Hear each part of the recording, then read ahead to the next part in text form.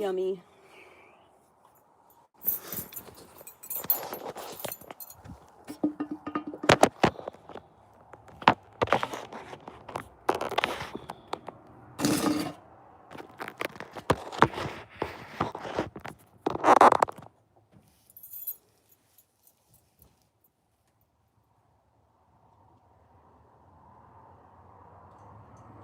I'm rounding mine out here at 27.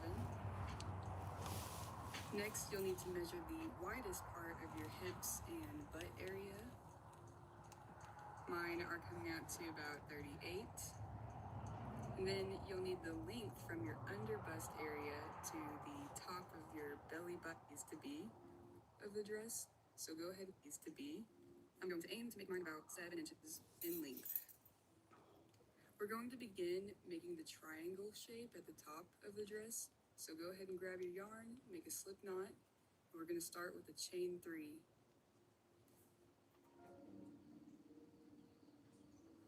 Next, half double crochet into the very first chain you made.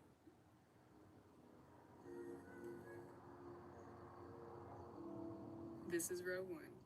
For row 2, chain 2, turn your work. We're going to start with an increase.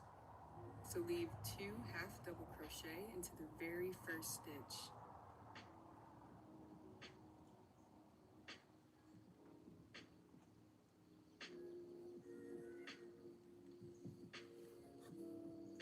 Then leave 2 half double crochet into this chain 2 space.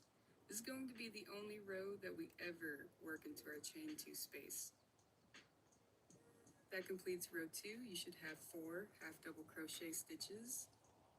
For our third row, chain 2. We're going to begin with an increase and end with an increase. So leave 2 half double crochet into that very first stitch. To row 2, you should in 3.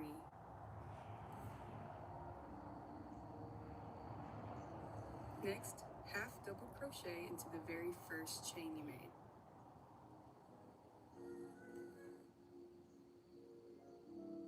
This is row 1. For row 2, chain 2, turn your work. We're going to start with an increase. Shite. So leave 2 half double crochet into the very first stitch.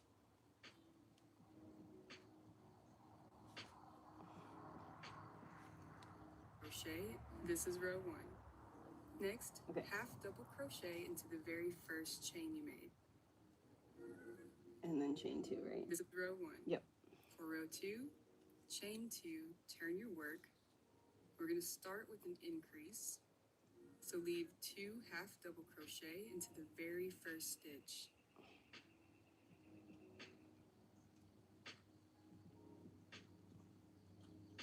Starting is always the hardest part. Then leave 2 half double crochet into this chain 2 space. This is going to be the only row that we ever work into our chain 2 space. That completes row 2. You should have 4 half double crochet stitches. For our third row, chain 2. We're going to begin with an increase and end with an increase. So leave 2 half double crochet into that very first stitch. Half double crochet once into the next stitch. Okay, let's start over. This bigger crochet needle is hard to use. 1, 2, 3. Half double crochet into the first chain space.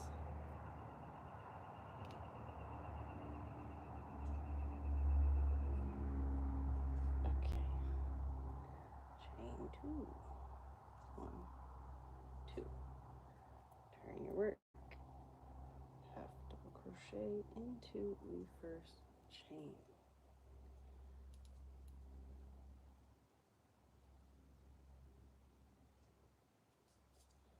And another one.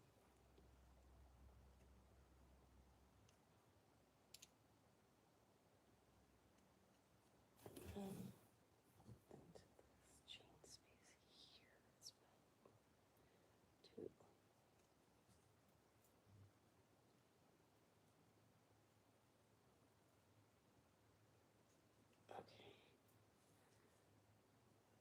go.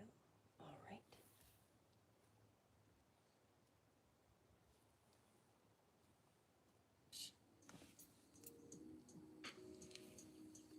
Row, chain 2. We're going to begin with an increase and end with an increase. So leave 2 half double crochet into that very first stitch.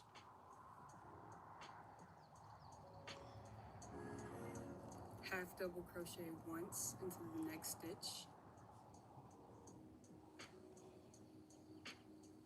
And again once into the next stitch. And then increase on the last stitch.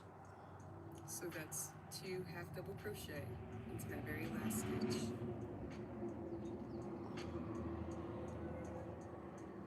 That completes row 3. You should have 6 stitches total.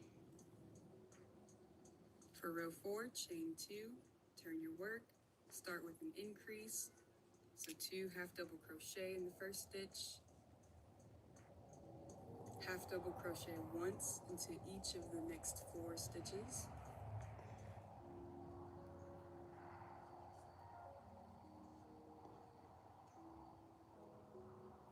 And then increase on the very last stitch with 2 half double crochet.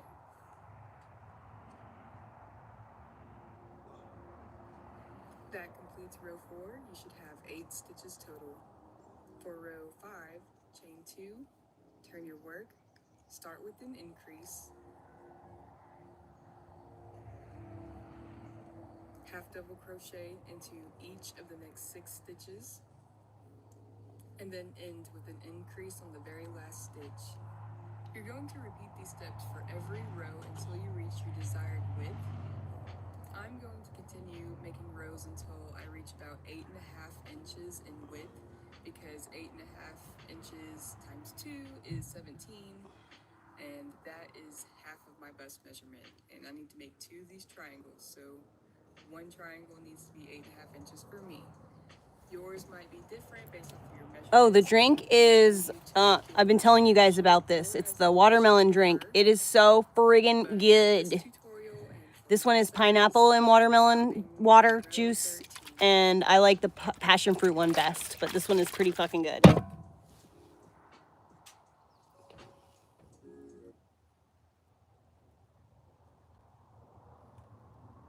I love you. Ladies and gentlemen. Hey, how are you? Welcome to my channel. My name is Denise. So today we have the Friday News Roundup, and I cannot wait to get into it with you. No intro today. I believe the intro is going to be a thing of the past. We're here to talk, not for me to tell you for 15 minutes what I'm going to talk about. No, we have so many things to discuss. So I'm making the same dress that I made, that I just finished yesterday, or that I tried on this morning. But I'm going to do it with a bigger crochet needle. And I'm also going to do it in this yellow color. That is the only color I have enough yarn to make it. Well, she waits for season 2 to finally be edited, and they dub in more questions for her to ask to her guests, because of course she looked like a fool in the last season where she talked about nothing but herself. And even in that season, we saw them dubbing in questions for her to ask her guests, because it was so lame that she was so self-centered, and it was so awkward that she never asked them anything. The amount of dubbed in content that was in that whole series was shocking. So I know they're working overtime to see what the reviews were, so that they can fix whatever they did when they filmed the 16 episodes and then waited to release the second half and call it a season 2 after they had seen what did we do wrong the first time and how can we make it better later. You can't make it better because the star is still Megan. Anyway, she is out there hawking all of the goods that we knew were being advertised for 8 long. This one's going to be more flowy and softer because this is a cotton acrylic blend. I am shocked and appalled. It actually may be acrylic. I'm not 100% sure actually, now that I say that. Pretty sure it's a cotton blend though. It's definitely not just cotton, because it's got so much softness to it and movement. But I'm hoping that this dress will be like a little stretchier, and I can make it a little smaller. But the rest of us know and the only reason people purchase sturdier. it was like purchasing a piece of a horror story, a pop culture horror story, and there are lots of people who wanted to get their hands on some memorabilia from this show. That's why she sold out. Let's talk about what she offered, because you guys, I cannot overestimate to you my total and utter shock at the calamity that was before my vision. When I I tried to scroll, there was only one page of the junk that she had to offer. It's unbelievable. Now, of course, we knew when she finally decided to get her act together and release her store and let us know what she had to offer, it would be the usual suspects of flour, sprinkles, and tea, and jam. So, of course, the flour, sprinkles, the tea, and the jam were offered. We knew it would be because she put sprinkles on everything. It didn't matter if it was sweet, savory, whatever. She was over there sprinkling the flour sprinkles on everything as though it were salt. And we knew then that we would see the flour sprinkles, but I don't think that I expected that part of her offerings would be some packaged goods, some processed junk. One of the things that she had thrown out there for us was a crepe mix, so that you can make the crepes that she made. Who would want it? Of all the things I don't want, it's a mix for crepes. I mean, crepe And mix the is other just thing pancake she mix offered was thinned a out. shortbread cookie mix. Because it's so hard to mix up flour, butter, and sugar. Can't manage it. I need a mix from Megan. Like, why are you selling mixes of anything? That doesn't really go with the farmhouse vibe to me. If we're trying to make things fresh and delicious, This girl is your so boxed mean. goods are lame. Sean Diddy Combs was just hit with 2 new federal charges in his Did I sex get you in trafficking that and one? racketeering case. With trials set to start in just weeks, we're going to break down what the government is now alleging with their 3rd superseding indictment, and also the government's new request of the court to protect the identities of certain alleged victims who plan to testify. Welcome to Sidebar, presented by Law and Crime. I'm Jesse Weber. We're now essentially a month away from Sean Diddy Combs' trial in New York City, and he has just been hit with a new 3rd superseding indictment. I'll also finish this one a lot faster because with the larger needle, larger stitches, faster. I had to do a lot more rows than the girl in the original video. Her channel is B Jax Crochets, by the way. The girl who designed this outfit.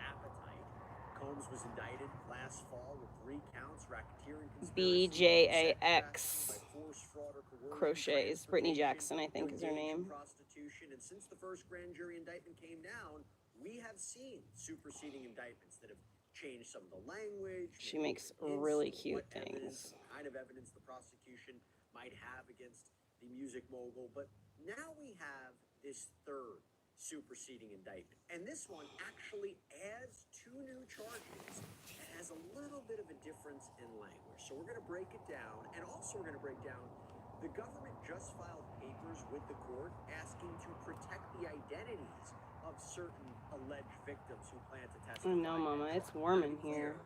Combs has always adamantly denied any wrongdoing, the charges, any of the allegations he faces, and the numerous civil My lawsuits fucking he faces. fingers are going numb again. To his day in court.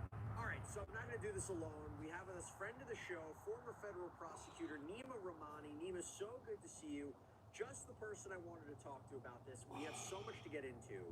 First, though, you got to talk to me about this. Combs scheduled to go to trial in May, next month, May 5th. Weeks away. Really getting to the wire here. Why file this right now? Let's just start there, the timing of it.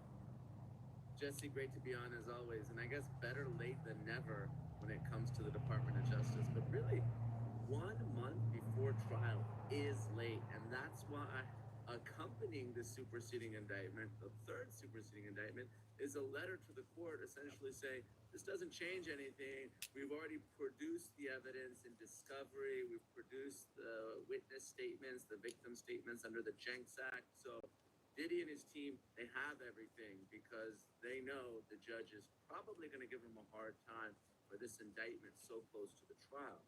Now, we know that Diddy doesn't want to push the trial because he's in custody without bail. But typically, if you go to the grand jury this late, this is a very good excuse and a reason for the defense to ask for it.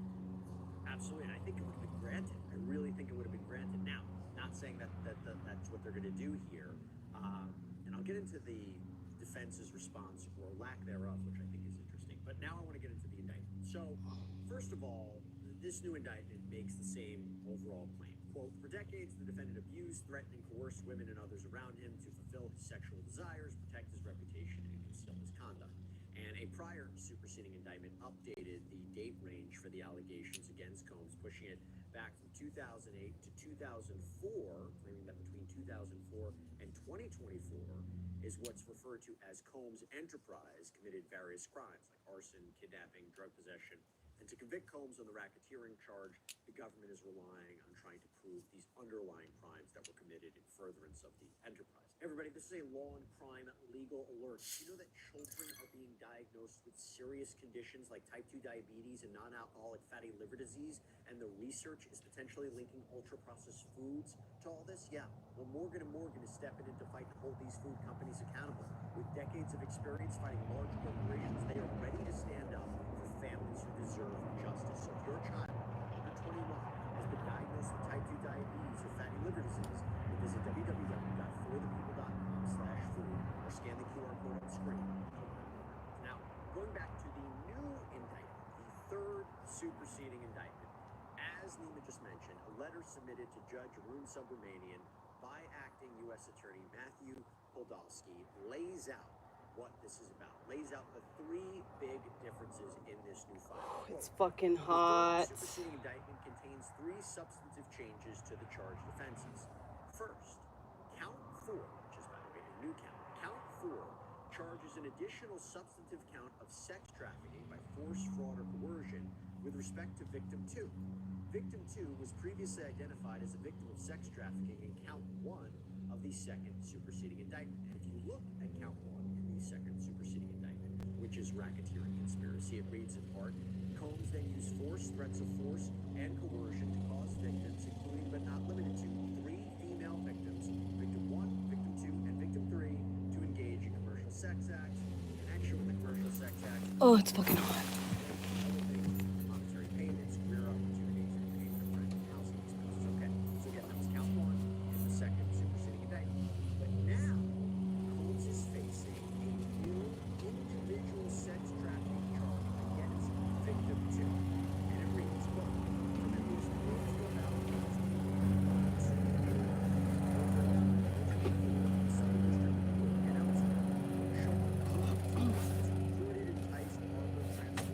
and maintained victim 2 and attempted aided and abetted. Need to buy a new fan. Victim 2 to engage in commercial sex acts, knowing and in reckless disregard of the fact that victim 2 is engaging in commercial sex acts as a result of force, fraud, and coercion.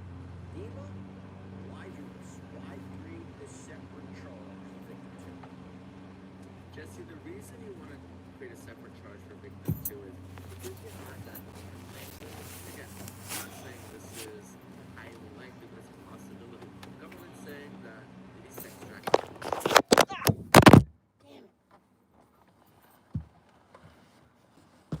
I'm so mad about my macaroni and cheese, actually.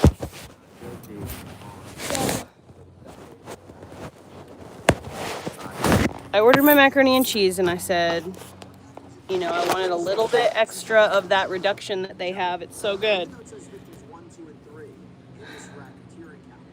I'm not even joking when I tell you that the macaroni was literally swimming in the sauce. Like, there was no cheese sauce. It wasn't macaroni and cheese. It was macaroni and reduction. It was so gross.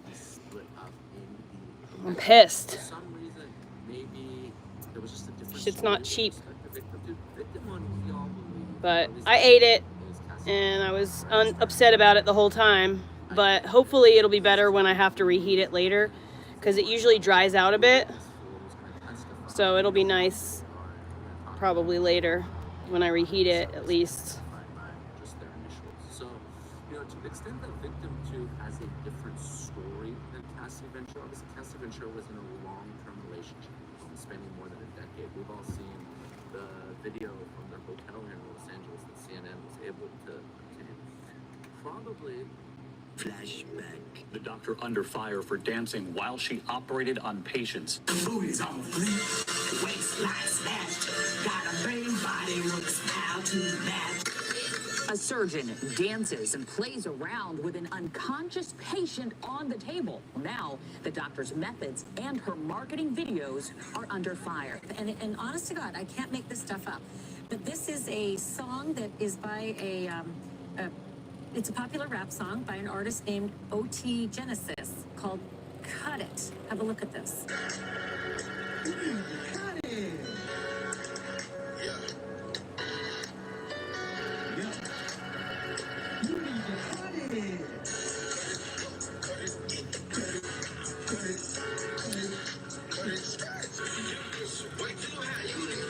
You're gonna get me all copyrighted and shit.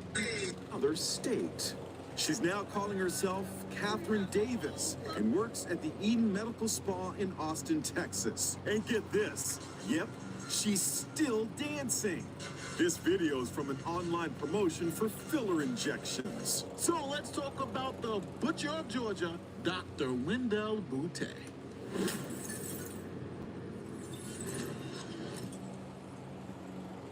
All right, welcome to the channel. We did a story about a doctor in Ohio named Dr. Roxy, who essentially was doing the same thing.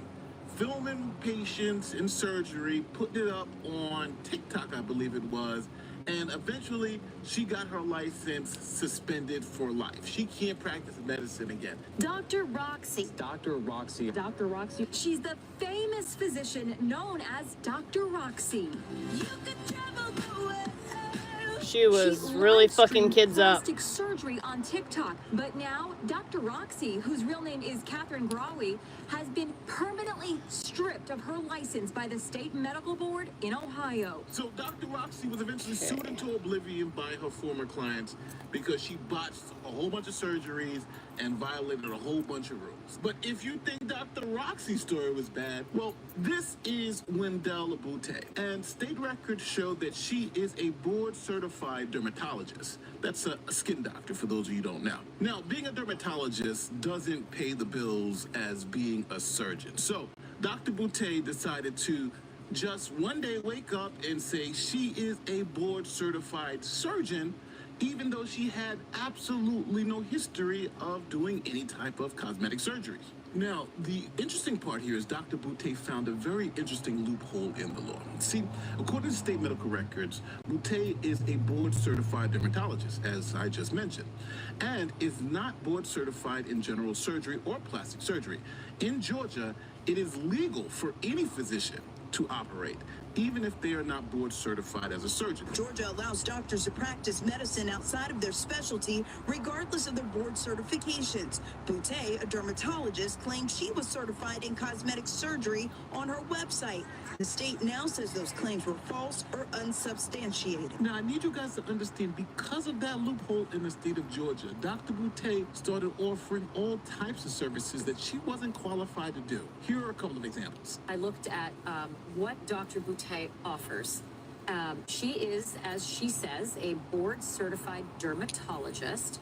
But I want to just go over some of the services that she tells patients she can provide for them, because some of them stand out to me as being very incongruous, say, with dermatologists. Look at the items in yellow: Brazilian butt lift, breast augmentation, breast lift, buttock augmentation, eyelid surgery, face lift. Dr. Weintraub, am I wrong? Is that normal for your profession? It's not normal at all, especially the first set of yellow lettered items. Those are specific surgical procedures. It seems that this individual was trained in medical school and went on to do a dermatology residency. And we all know that dermatology refers to the skin and its surface. Surgical procedures like butt lift or breast augmentation. You don't like the fan on you? It's hot though. Are much, much deeper, involving deep elements of the human body, and have to be under the best of conditions. So as you can see from that list, Dr. Boutte started doing a lot of procedures outside of her expertise. So tell me, why do you want a butt enhancement? Well, my first husband liked blonde, so I bleached my hair platinum blonde. Well, Dr. Boutte, I just got a divorce because my husband husband left you for a stripper. That dog. I just want to butt enhancement because I feel like it's just the right thing to do, right? Now, if you're looking for a doctor and don't trust your famous dancing TikTok doctor, here's another resource that may be able to help. It's called ZocDoc, and they're the sponsor of this video. You know what we all do? Put off going to the doctor. Be honest. When was the last time you needed to go to a doctor, but you had some excuse like, I'm too busy, I heal on my own, or even the whole dreaded, I don't know which doctor to go to? Yeah, we've all been there. Booking a doctor's appointment feels like a hassle, but guess what? ZocDoc makes it extremely easy. Now, it's funny, we've all woken up and our eye was swollen, we got some rash that we don't know what it is, so we're looking at something on our body and saying, hey, this is not normal. Hit the Google rabbit hole, trying to figure out what it looks like. But listen, you can skip all that. ZocDoc helps you find real doctors, not some TikTok diagnosis. And let's be real, when it comes to your health, you shouldn't really be settling.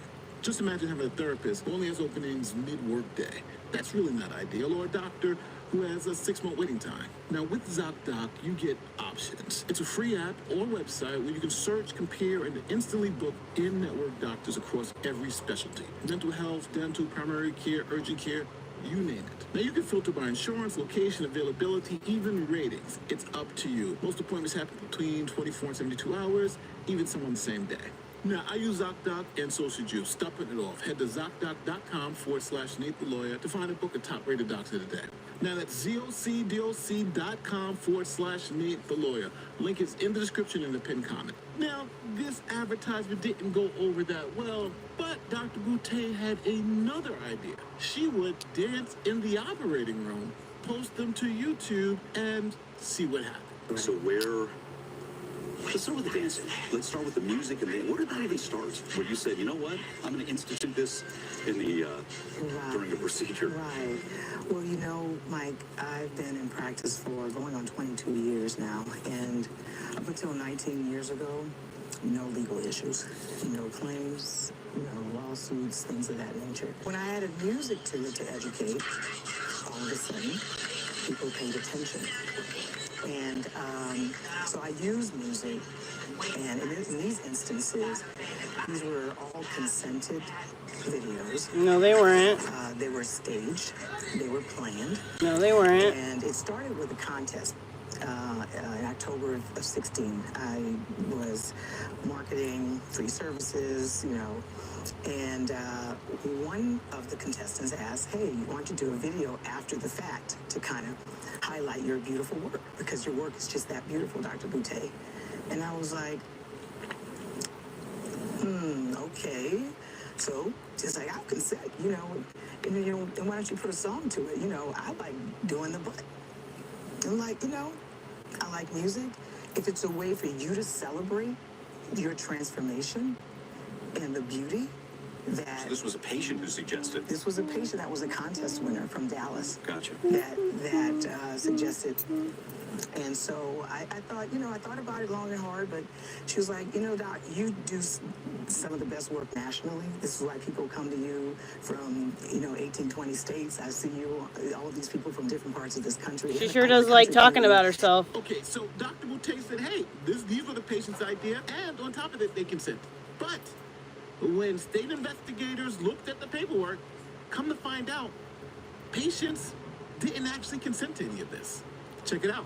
The woman knocked out on the table while she's being cut on YouTube, saw our story, and she called me to identify herself. But to see that video with my flesh being cut without a straight line and dancing while cutting me, that's horrible. Latoya Arsheen was among the first to see video of Dr. Wendell Boutte making an incision and mugging for the camera while the rap song Cut It plays. A text from Boutte confirmed that's Arsheen on the table. Cut It is your song, girlfriend. You did awesome. The photo release form is signed only by a member of Boutte's staff.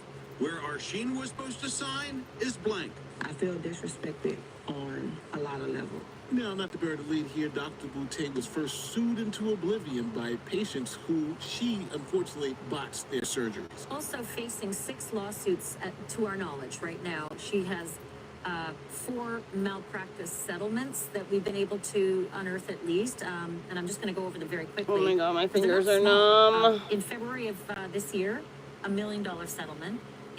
Also in February, nearly $1 million. In January, the month before, $95,000, and just last October, another close to $1 million settlement. So let's just keep it 100. Dr. Boutte was in a lot of financial trouble. Then the state of Georgia said, you obviously can't practice medicine here anymore. Georgia allows doctors to practice medicine outside of their specialty, regardless of their board certifications. Boutte, a dermatologist, claimed she was certified in cosmetic surgery on her website.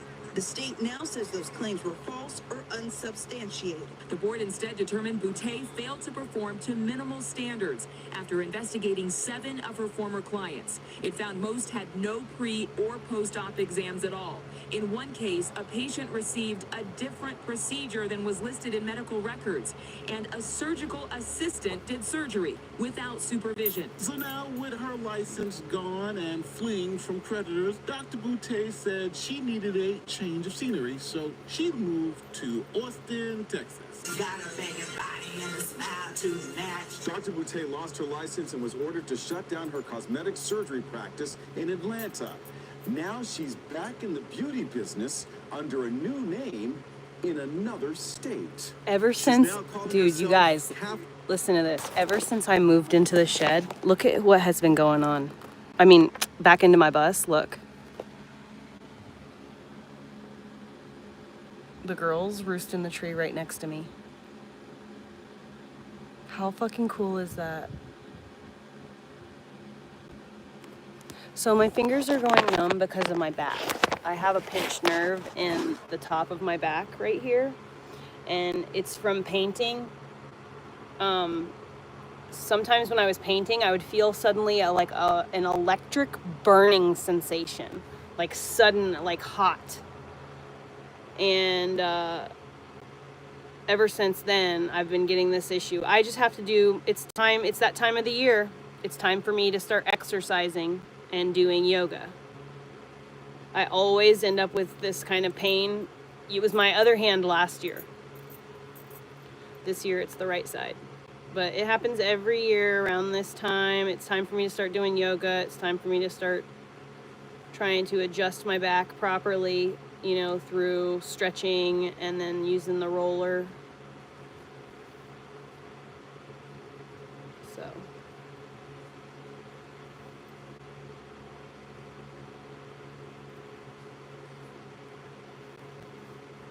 Yeah, I'm not really bothered by the crochet, actually. I mean, it causes some, like, pain in my wrists, but I'm mostly getting over that. As I just push through it, I build up strength.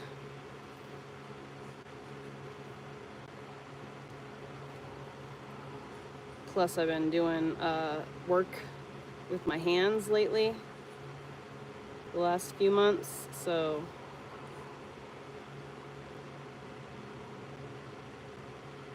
my hand strength is going up.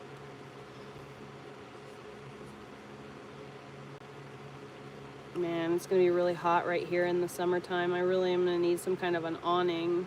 I'm gonna stay right here.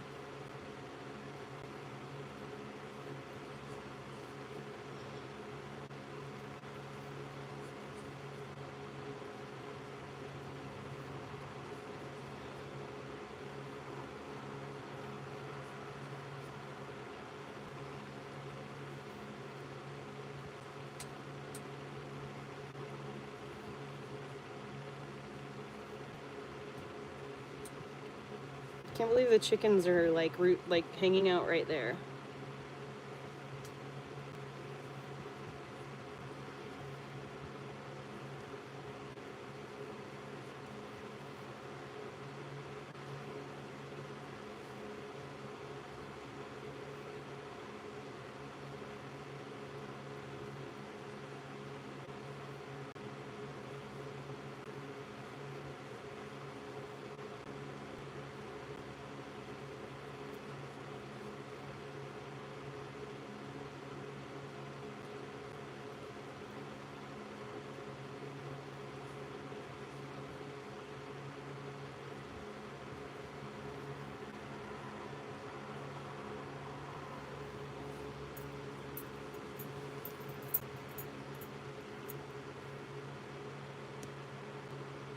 Perfect.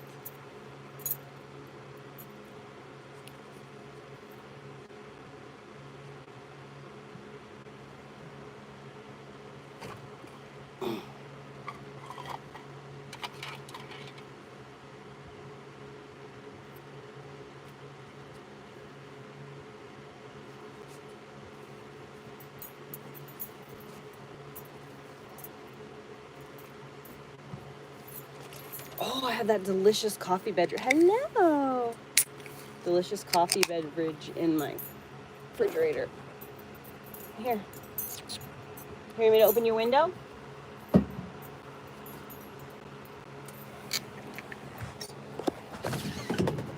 Oh, sorry, birdies. I didn't mean to scare you.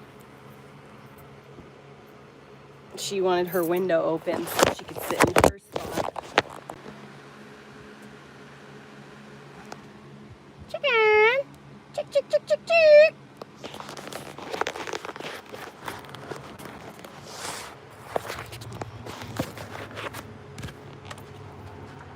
This is the first carbonated beverage that I've ever drank quickly that has not given me the really terrible hiccups. Come on, dude. Just because something happened doesn't mean you start whining.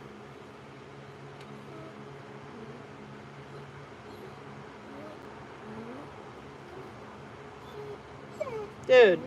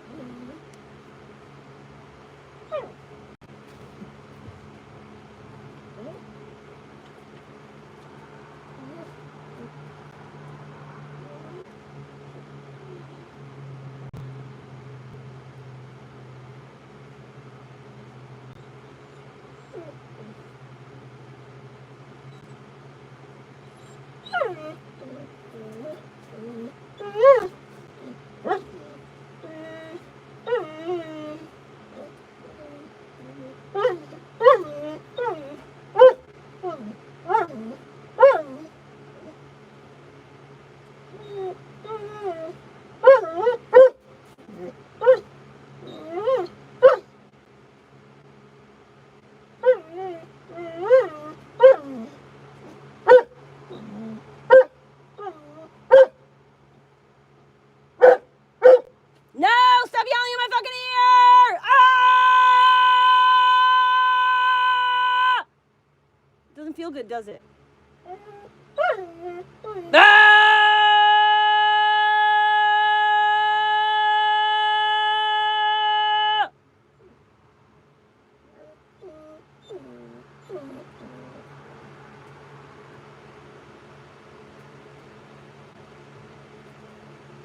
Golly, it's that fucking tone that just like absolutely pierces directly through your brain and then just like pokes dead in the center, most tender spot of your brain and shoots out the other side.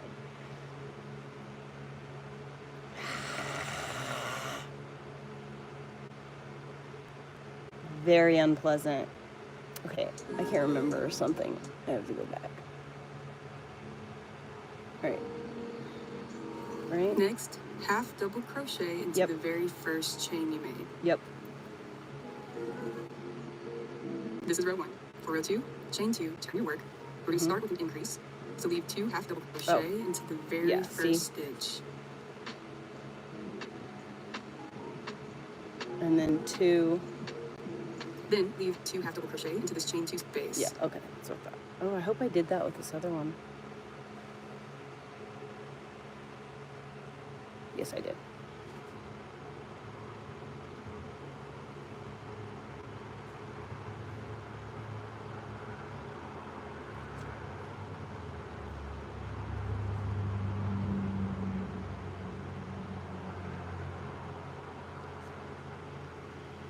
Just a little too tight, in my opinion. Let's try that again.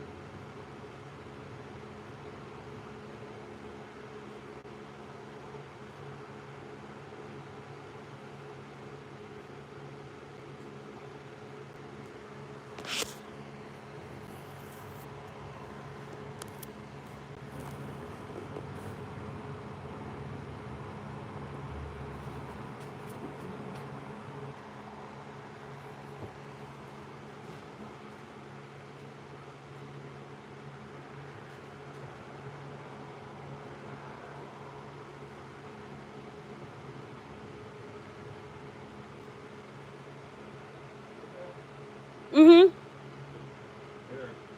What? Okay, toss it right there on that chair. Inside the window. Perfect. Which one is it? Oh, cool.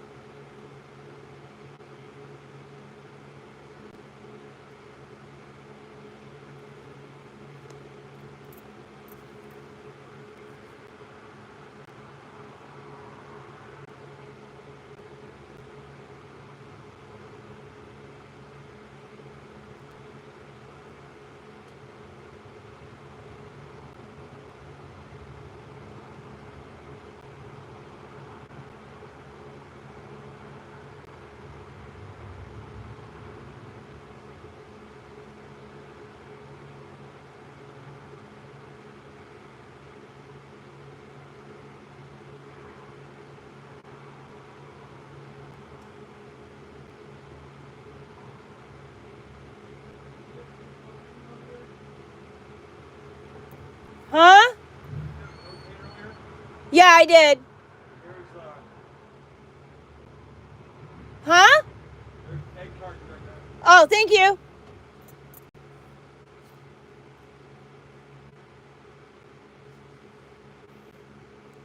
I'll get the rest of the stuff from in front of the shed before tonight's over.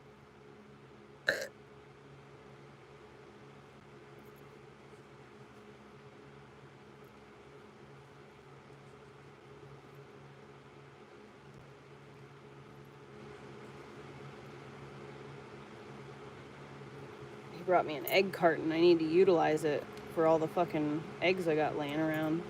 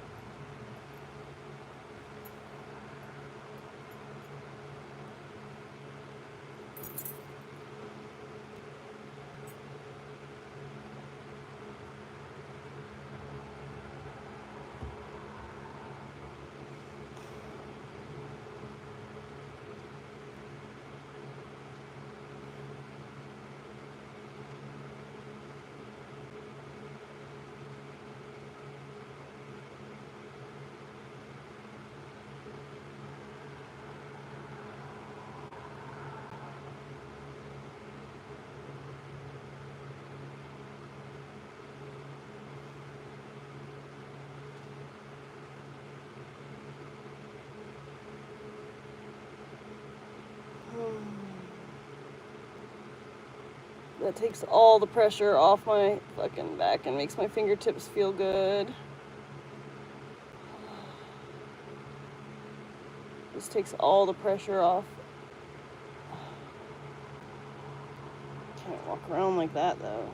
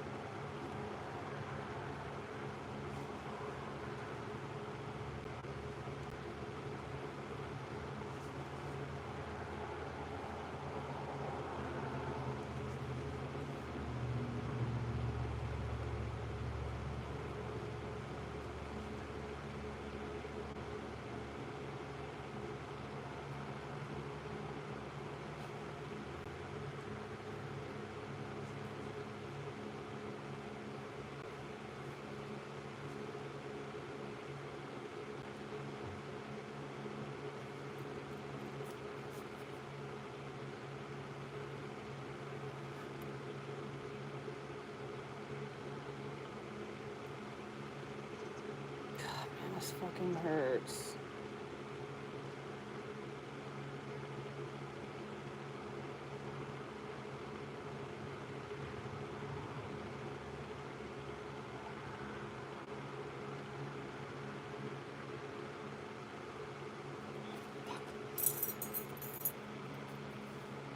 It's my thumb and these two fingers. I can feel my pointer finger and my pinky finger okay. It's these fingers. Keep going numb, and it hurts. It's not just like a numbing feeling, it's like a pain.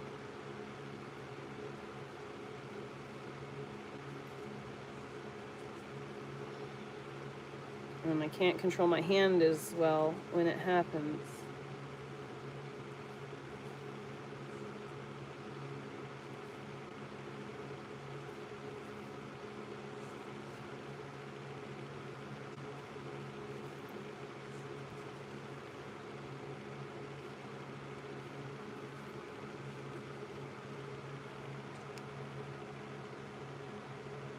No, I do not have a Patreon.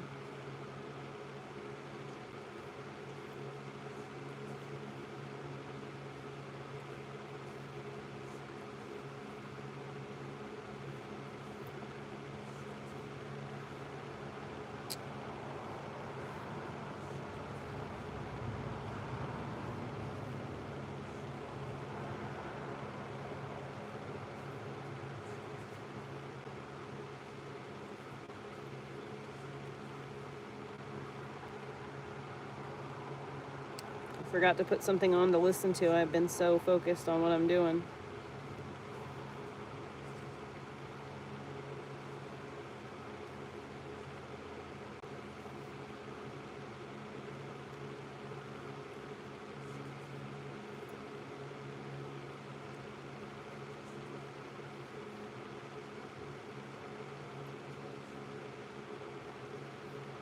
Don't lean like that, Heather. It's when your fucking back gets hurting.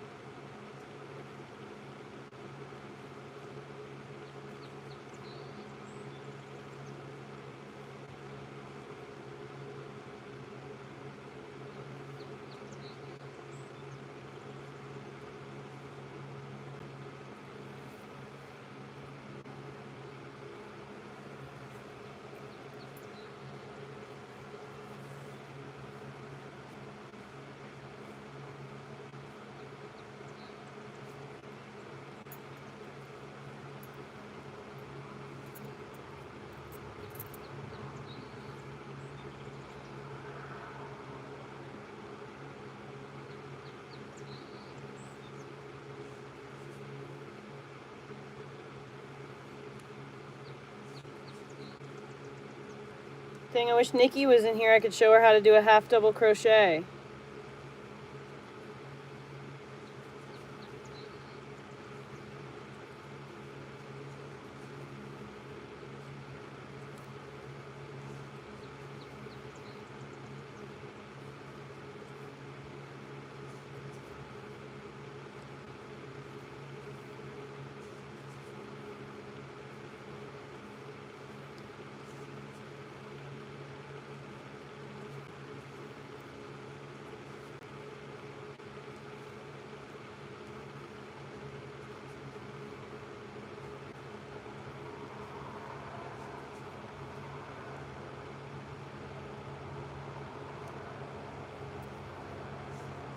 Fuck, dude, my fingers are completely numb right now, and this hurts.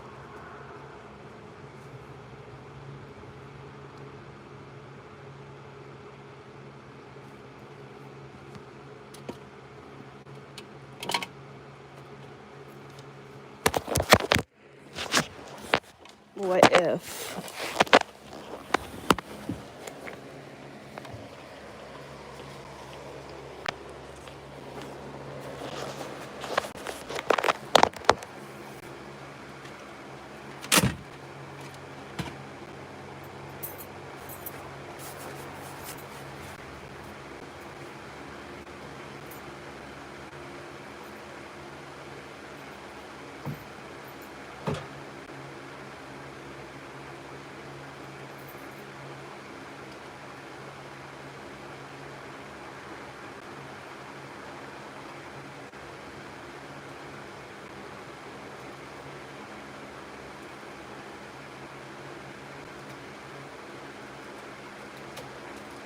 Do it.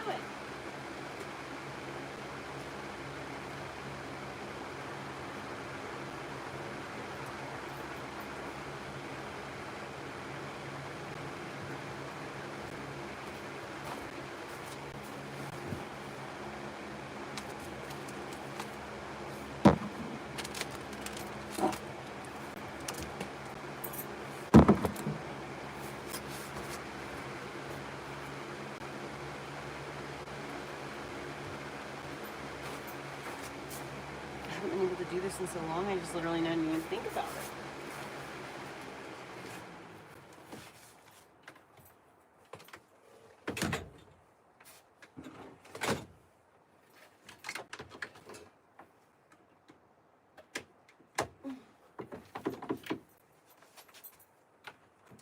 Country girl, shake it for me here.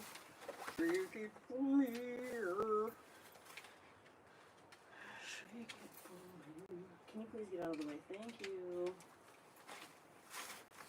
Okay.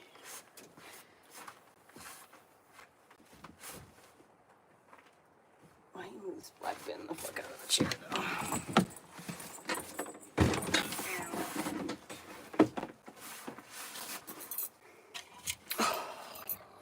Damn it, if it can get stuck on something, it will.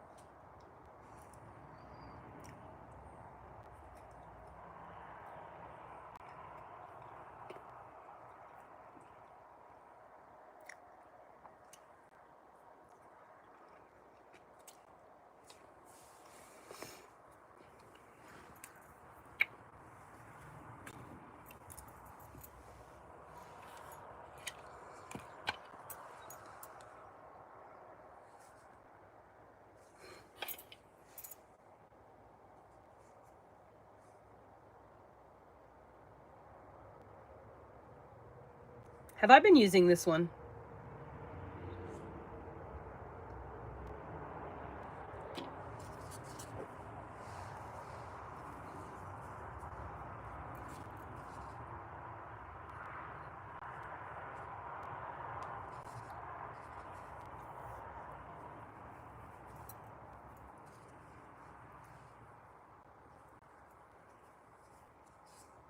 I sure as shit have. The wrong one.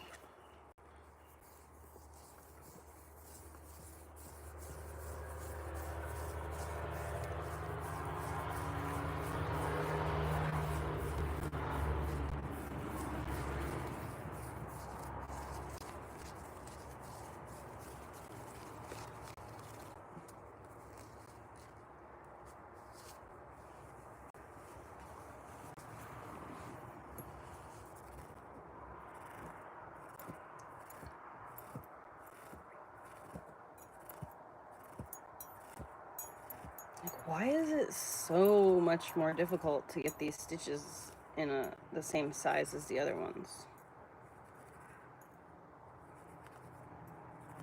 Now I know.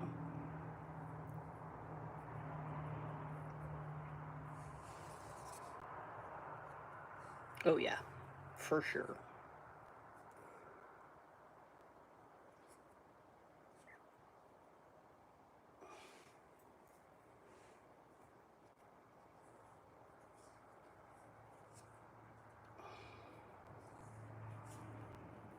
Well, now that I'm starting all over,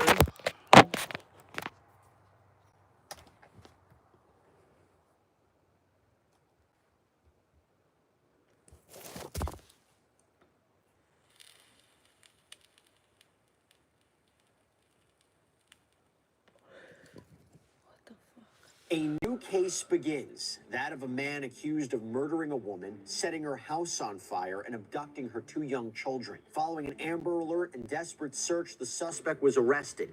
And now the legal battle begins as we try to piece together how this happened and why. We bring on Utah anchor and reporter Brian Schnee to discuss. Welcome to Sidebar, presented by Law and Crime. I'm Jesse Weber. Really disturbing story happening in Utah we want to bring to you. So we have 29-year-old Ricardo Trujillo Rogel been charged with aggravated murder and arson for allegedly killing 23-year-old Mayra Catalan Dimas, setting fire to her home, this trailer, and taking Mayra's 2 children, a 2-year-old and 3-year-old. And reporting from KSL indicates that Rogel is actually, in fact, the father. This was back on March 24th out in Riverdale, north of Salt Lake City. So according to a police booking affidavit based upon a responding officer, quote, the trailer was filled with smoke. The responding officer saw a female laying on the ground near the doorway.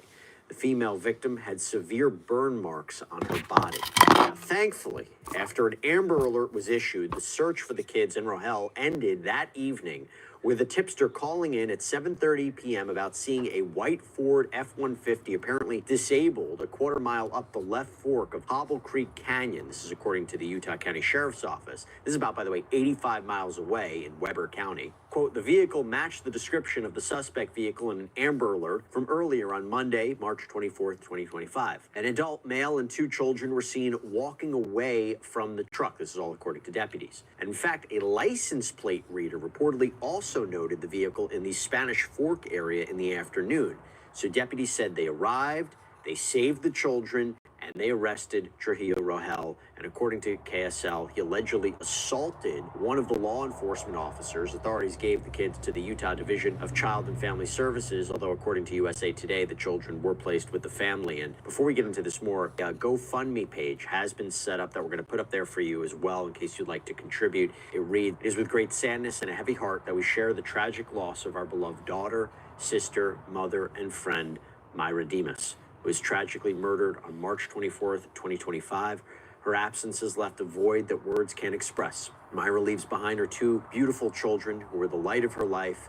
In this devastating time of grief, we kindly ask for any support to help with expenses to lay her to rest, whether through a donation, sharing, or offering prayers. We're incredibly grateful for your kindness as we navigate this heartbreaking moment and try to find peace in the midst of our loss. May you rest in peace, Mayra. You will forever remain in our hearts. We're going to break down all aspects of this tragic story, what led up to this, the background, and it is such a high-profile case. And when we talk about a high-profile case in Utah, we want to bring in friend of the show, anchor reporter from KUTV2 News, Brian Schnee, to talk more about it. Brian, so good to see you. What can you tell us about Trujillo Rogel and Mayra's relationship?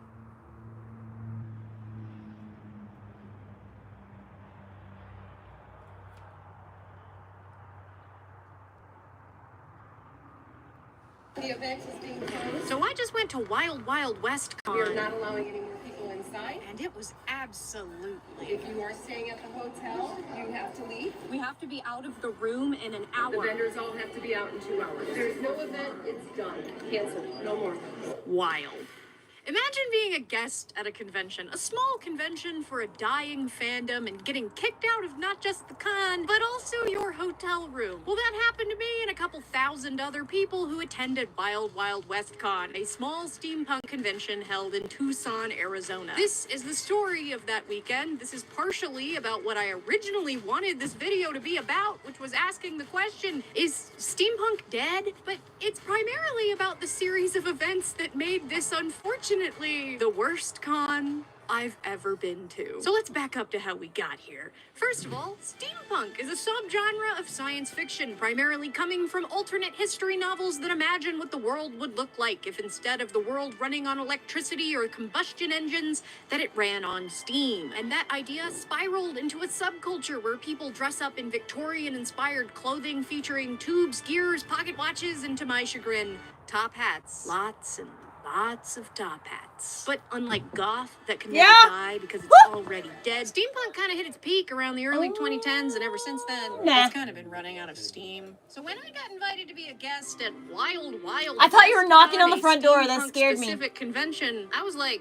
they still have steampunk cons? And I was so curious to see what the steampunk fandom looked like in 2025 and to experience the desert biome for the first time that I headed all the way to Tucson, Arizona to find out. And to be honest, I wasn't expecting a lot from this con. On top of being a con for a fandom past its prime, this con was also pretty small, but it also recently had a considerable venue downgrade. You see, Wild Wild West Con used to be held at Old Tucson, which was just a really cool location. In fact, the con got its name from its old venue, as this was where Wild Wild West, the movie, was filmed. But in 2020, the venue itself closed down, so now Wild Wild West Con is held at the Casino del Sol, which, while not a Wild West town, is a casino, so that's different for me, I guess. But it's still like, dang, you kind of can't beat that. And with what ended up happening this weekend, the Casino del Sol might end up being the death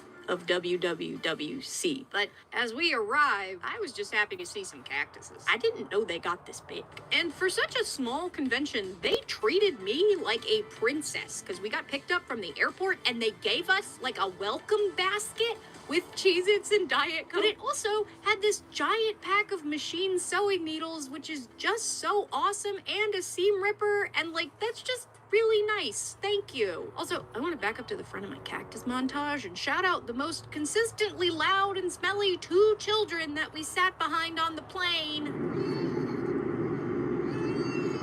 Because I just really want to tell you about my very weird experience of being in a strange Dramamine haze state while listening to John Green's new book, Everything is Tuberculosis, and hearing about the deadliest disease in the world while listening to a child scream and smelling its poop.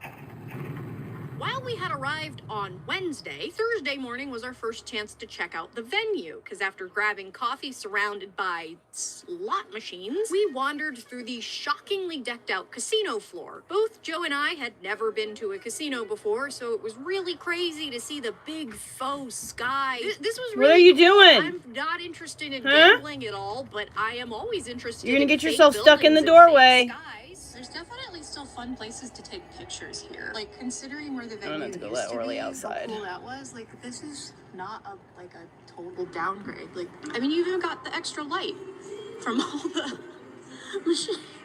Though we did find the branding of all the different slot machines interesting, to say the least. Teddy glitter. You can get a husbando in this one. Waifu? Beer waifu? I was happy that we walked around and did this now because it was 7:30 in the morning, so there was nobody on the casino floor, and I don't think I would have felt right filming people gambling. But I got the jackpot on slot machine B-roll. And it's also a good thing I did this, because while there was supposed to be a fire show that night from Steampunk Xena, it got canceled. So we spent this entire day waiting for the Severance finale to come out. And oh my god, we loved it. But then we immediately went to the con's reception, but we didn't stay long because we really just wanted to talk to each other about Severance, and we were worried about spoiling people. So all I have from Thursday is a few clips of us tragically getting ignored by the servers with the hors d'oeuvres, but foreshadowing, it might be a good thing that we didn't get any of these.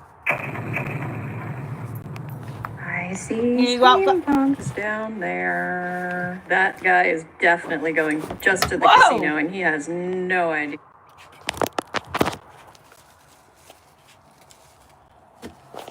Oh, Jesus.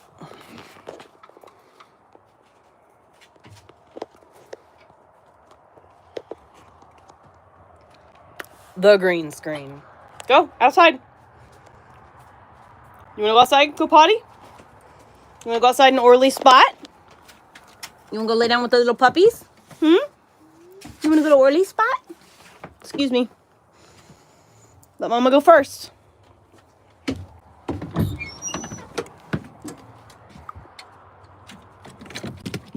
Here's Mr. Potato.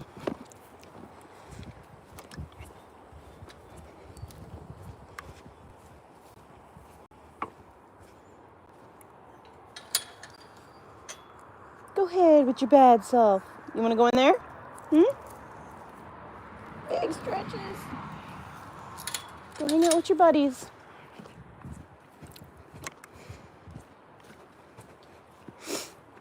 Dude, if you haven't seen my live stream from earlier, I highly suggest you go and watch somewhere near the end when I was about to hang up.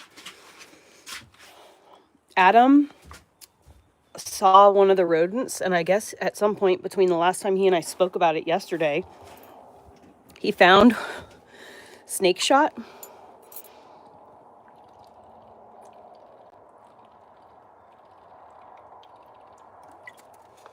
And one of the rodents was doing its thing outside, and he saw it, and he picked up this rifle, and he got this dang thing.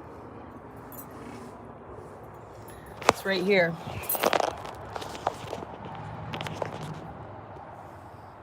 He nailed it with the snake shot. So incredibly proud.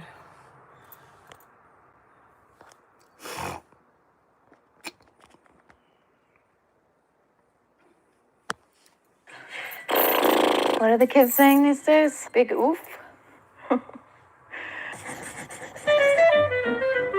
Hello. I need to sit on something because I'm elderly. Drag queen padding is seat.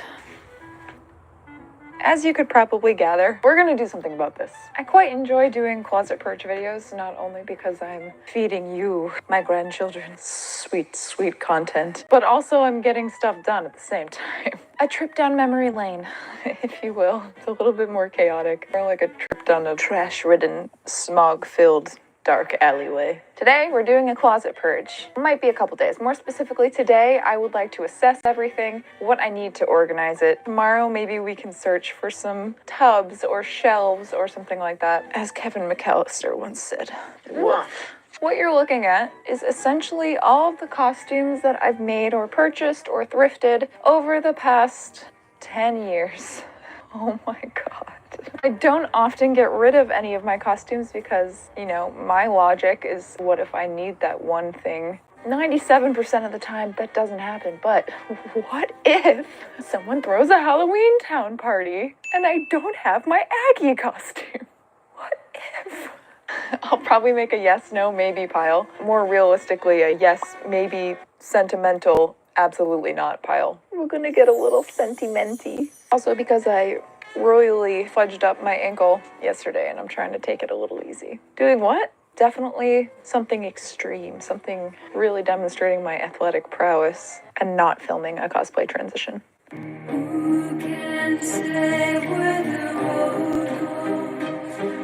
Shall we begin? Have you ever watched people do that in slow motion? No, I'm not stalling. You're stalling. We're about to get humbled.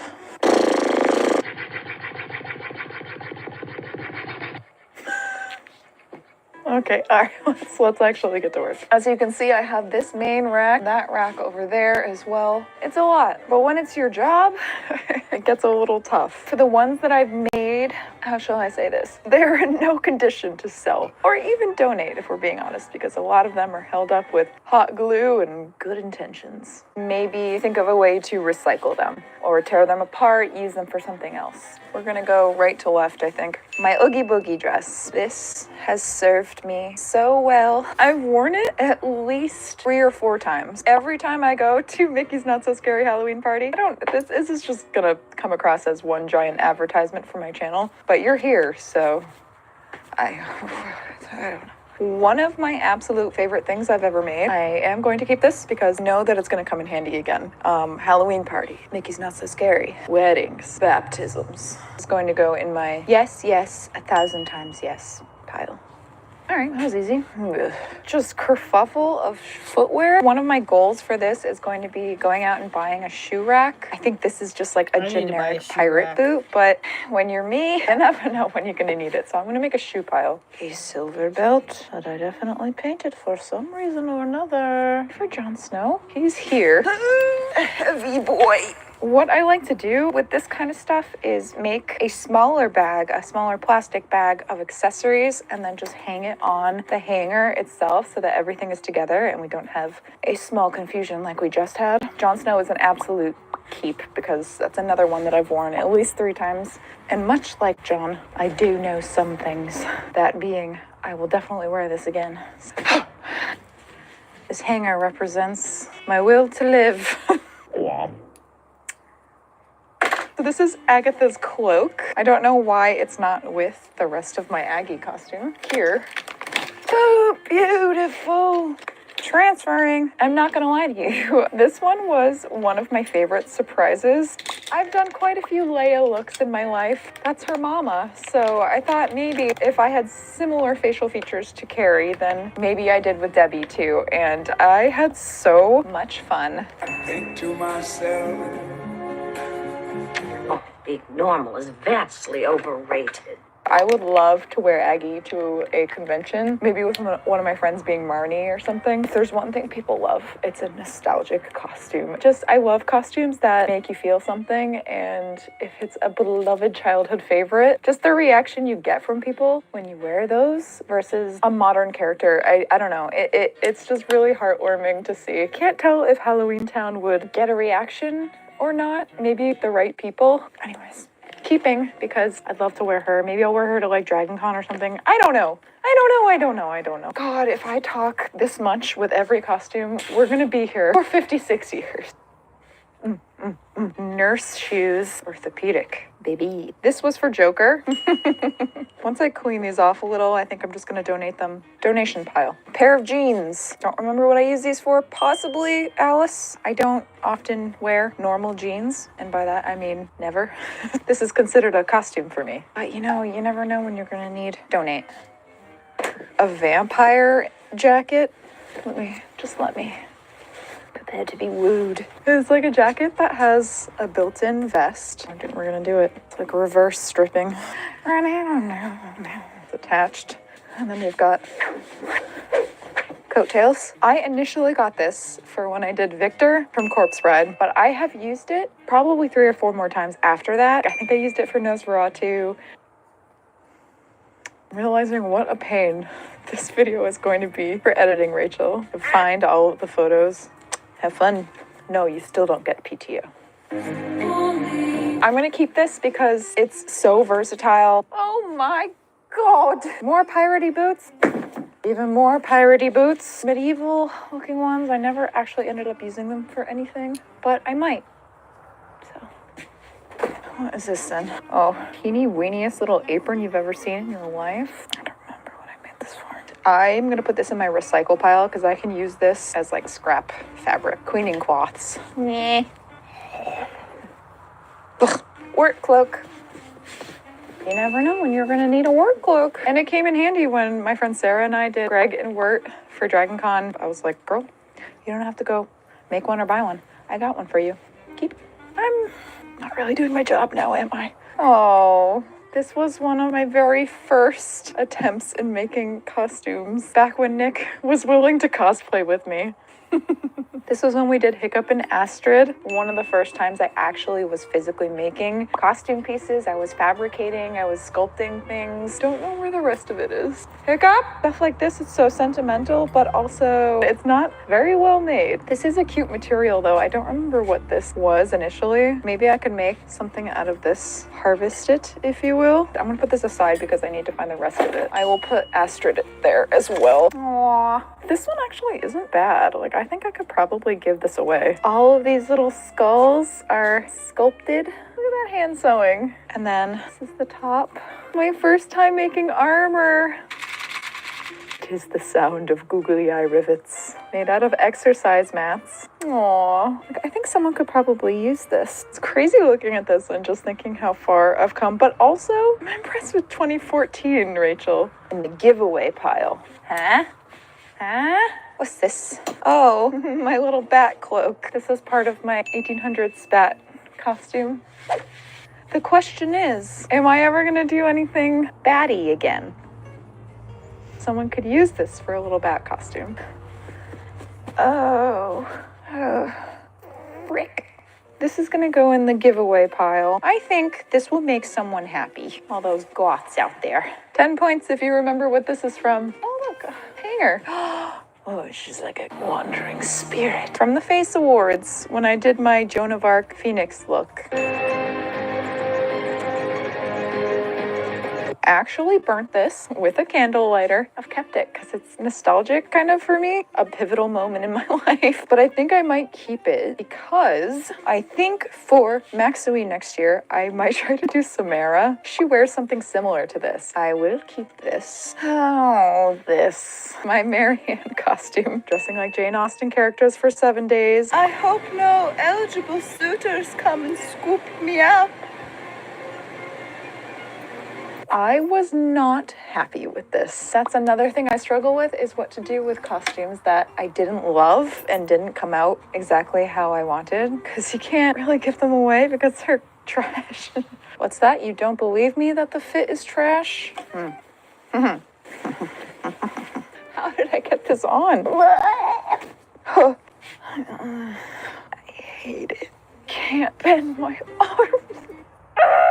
It's just... You know, what do I do with this now? I'm wondering if I just deconstruct this, put the majority of it back in my fabric stash. Reverse birthing back into the womb. For Ichabod, Sleepy Hollow, you never know when you're gonna need a brocade vest for an elegant 1700s man.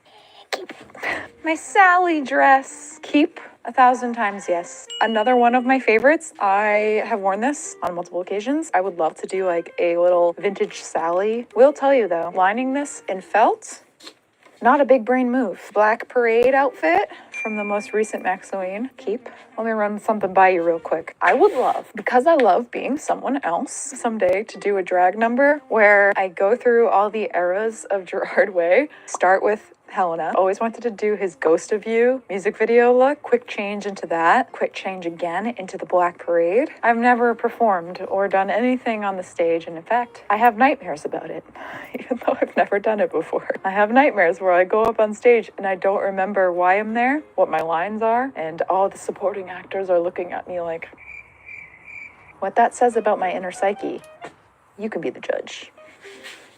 My autumn leaves skirt, it goes with wood bodice. Looks like it's carved out of an ancient tree trunk. Keep this. It makes a really good Ren Fair outfit when I don't know what else to wear. The Creature from Lisa Frankenstein, another recent addition. Going to keep, just in case I have a friend who ever wants to do Lisa Frankenstein. You never know. This is my dress for my first Zendaya armor excursion.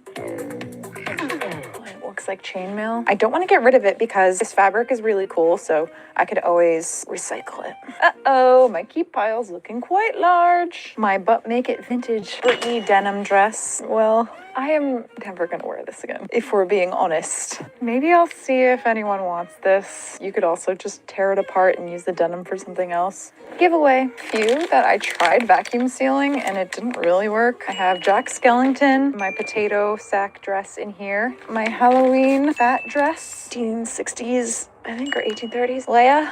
Oh, they're heavy. I wish not to release them from their prison at this given moment, so I'm just gonna tuck those back in where they came from. Pantaloons. Might need them. One singular scarf. I think this was for Nathan Drake. What? Recycle. My Harley Quinn. Very sad, rough. This was such a fun project. In my maybe let's think about it pile.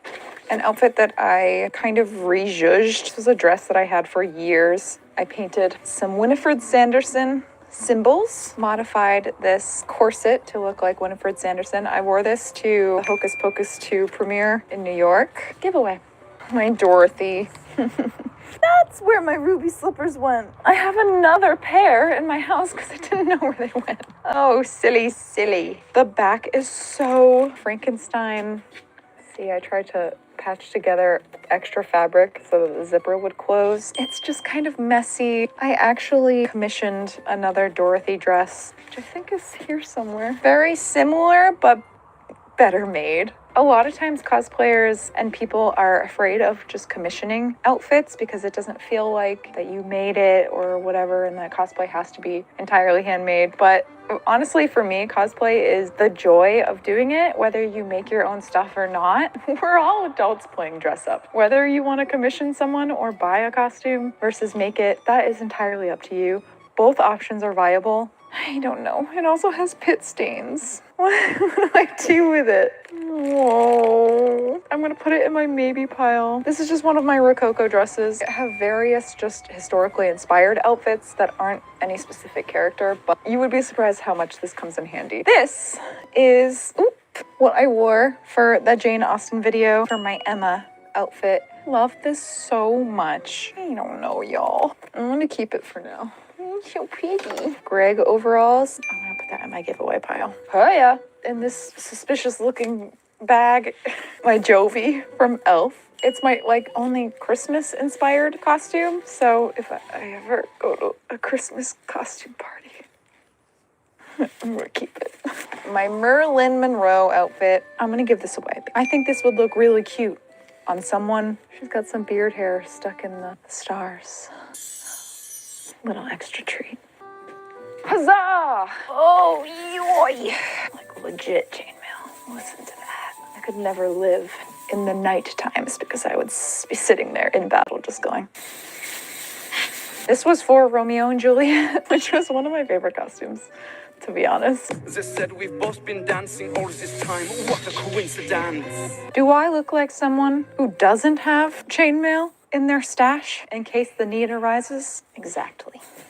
Kate Bishop outfit that I got from just a cosplay site. Tend to have a bad habit of watching a show, getting overly zealous, planning a cosplay, really jazzed about it, quickly losing interest when the show finishes. This was a product of watching Hawkeye a few years ago. Probably gonna give this away. Boink! A generic Edwardian outfit that I wore for my tintype thing with Sophie. Keep that in case you never know. Really heavy cloak that was really expensive. I got it for my Headless Horseman. It's really, really well made. So I'm gonna keep it. There's one thing about me, it's that I'm always in need of cloaks. This is my Nadia outfit. Keeping that. Beetlejuice dress. I think I'm gonna give away. Again, it's relatively well made. I feel like someone could do like a cute little burlesque number. You know? Yuck. Cloak. Keep. What's that? You want a camera angle change to keep your retention? Okay, I can do that. You ready to tackle rack number 2? True vintage, I think Edwardian, or maybe 20s. Don't remember why I got this. But gosh, do I feel dashing in it. Do I look like your next suitor? Ow, I flexed my foot wrong. You know, for a not petite girl, you would think my bones would be big and strong and not matchsticks. But here we are. Welcome to your 30s. Am I ever gonna wear this again? Don't know. But I would appreciate you not judging me. Lily Munster purchased this from a seamstress on Etsy. Gorgeous. Perhaps selling it. Sally. Done. I purchased the base and This is going to be the only row because this is angle identical to your first one, but you are not going to cut your yarn on that one. I just finished my second triangle, and now I'm going to begin row 14 with no increases, and this row is going to connect both triangles together. So I'm chaining 2, turning my work. I'm going to half double crochet once into that very first stitch. And then I'm going to half double crochet all along the bottom until I reach the end. And that's where I'm going to demonstrate how I connect my triangles.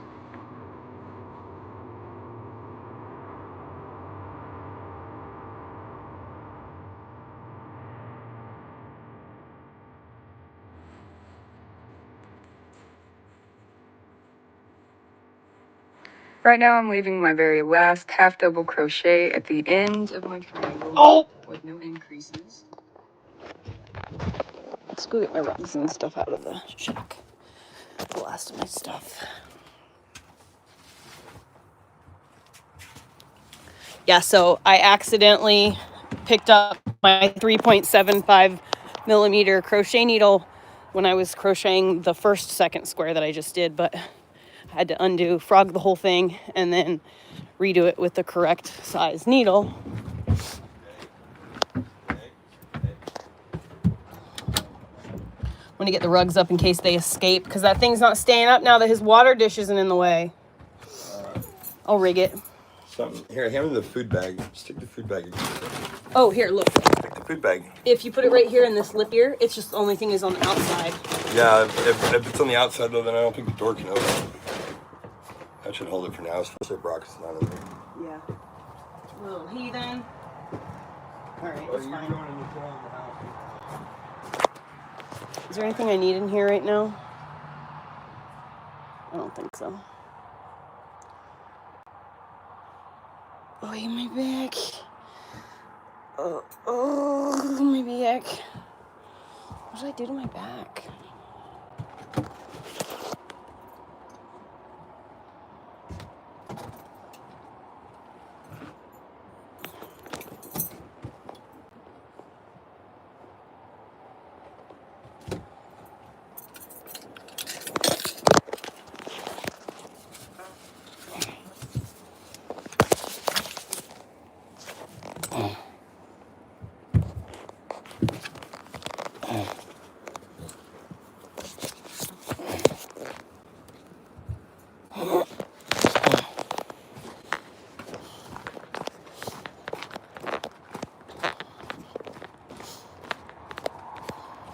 I'll be right back. I'll get you.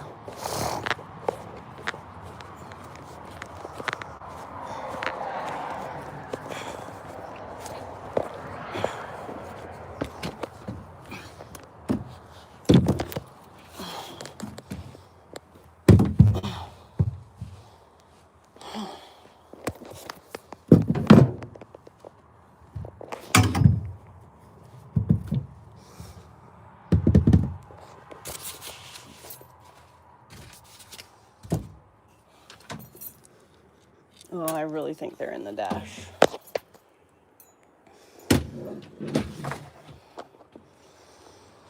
Go back for the dog.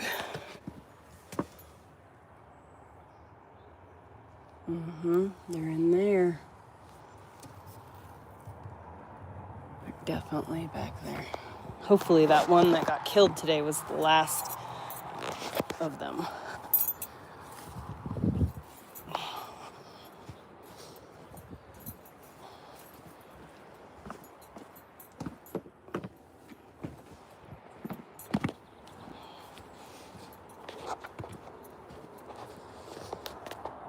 Oh, I'm so glad I don't have to work for a couple days. I can just focus on my shit in my personal life. Come on, you can go home. Come on. You gonna go potty? Come on. Let's go. Hello. Ooh, I forgot that my boss has given me a bunch of carpet. I could. No. We're not going back in there. I realize I can't live on my bus until I put that bathroom in place. Why?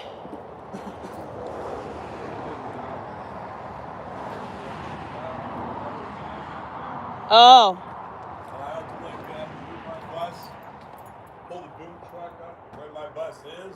Oh, yeah. So you have to do a Bathroom up and swing it all the way around.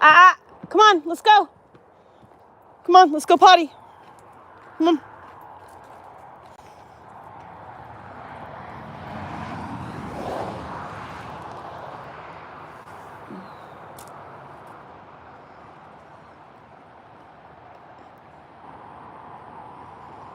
Should put my bus right here. Go potty.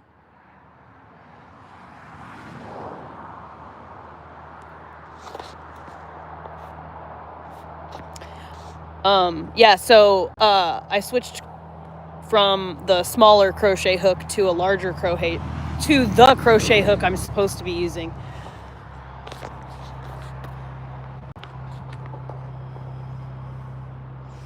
The only thing that sucks about being in the back of the yard back there is that I can't just let Orly go potty now. I have to be like on top of him. I need to get him one of those like fobs.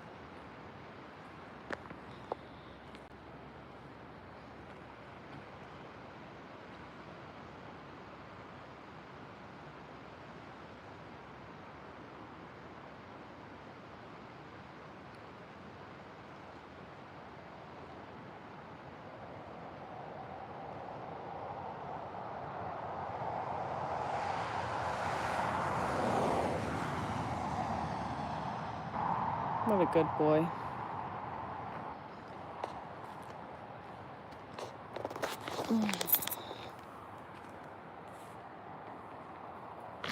Oh, it feels so good to have clean fucking hair. Damn, my hair's grown that fast. Can you guys remind me to order henna? Like, not right now.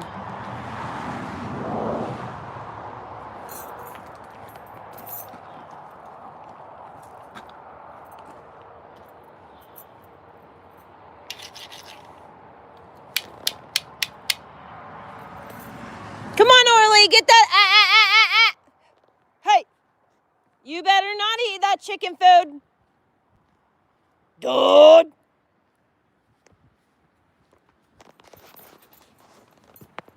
Hey, you better not be eating that chicken food.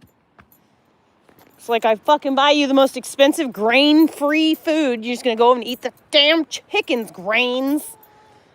God damn.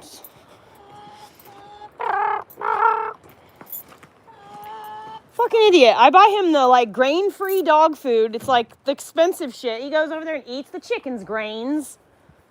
It's like, dude, no wonder your ears have been itching. Orly Elizabeth! Get out of there! No wonder. He's over right back over there eating it. Fucking asshole. Alright. Come on, you. Come on, it's time for food. Are you hungry? On the side of on the far side of the, whatever, the carport. Are you hungry? Come on, boy. You want some food? Is you fat boy hungry? Come on, Orly, let's go. Come on, dude. He went back in his spot. What are you doing? What are you doing? Come on. He went back in there. Come on, let's go get some food. Come on. Come on. Come on. Come on, let's go home. Silly goose. Are you hungry? Do you want some food? You see hungry boy? When he's like, I'm hungry. Come on, you. Come on.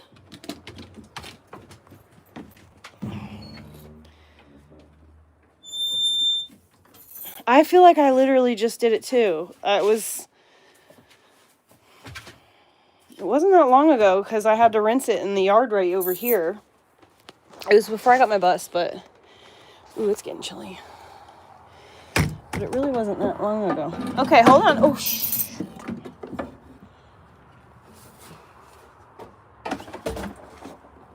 Okay, hold on. Let me set this down so I can do what I gotta do. Whoa. Whoa. This place is getting to be a fucking nightmare mess. Oh, sorry, it's stepping on you.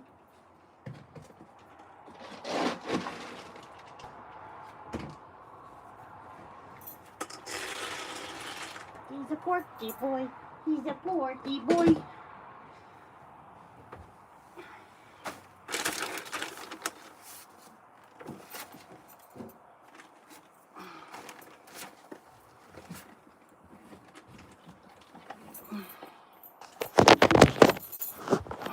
Forgot I had to pee. Alright, so after. Next, grab your other triangle and insert your hook into the very last stitch that you made. Right here, you're actually going to slip stitch to connect them together.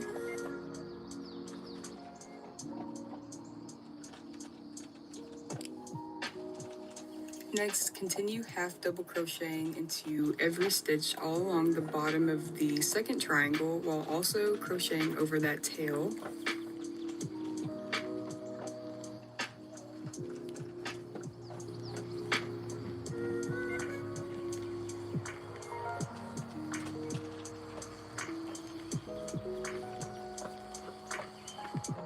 Here I am leaving my last half double crochet on the end, and once again remember we are no longer increasing, and that completes my row 14. Next I'm going to go back along this with half double crochets, but I'm going to leave a double crochet right here in the middle where that slip stitch is so that I can add some height to this row and so that it doesn't crease in.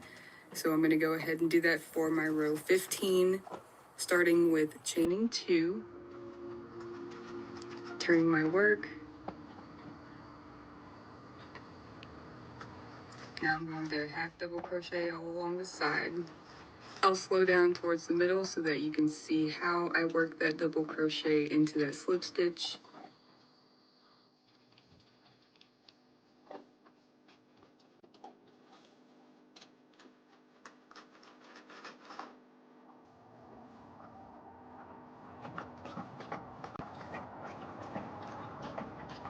Orly, you splashed her right in the face.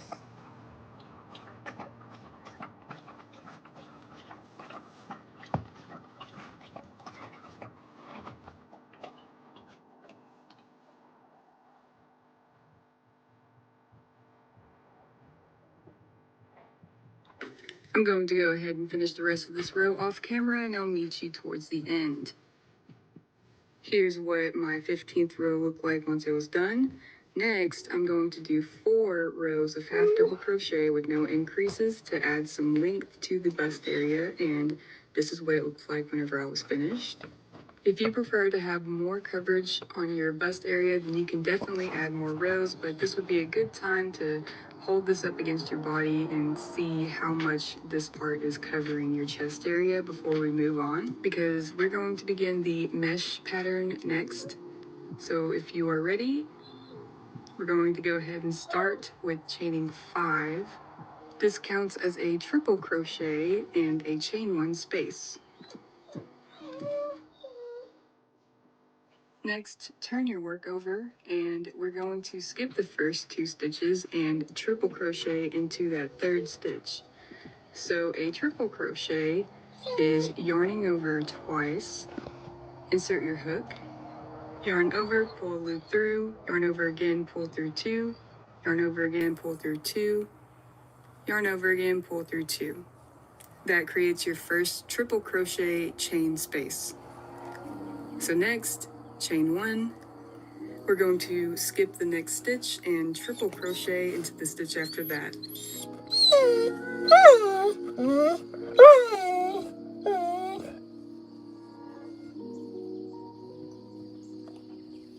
Again, chain 1, skip the next stitch, triple crochet into the stitch after that. I'm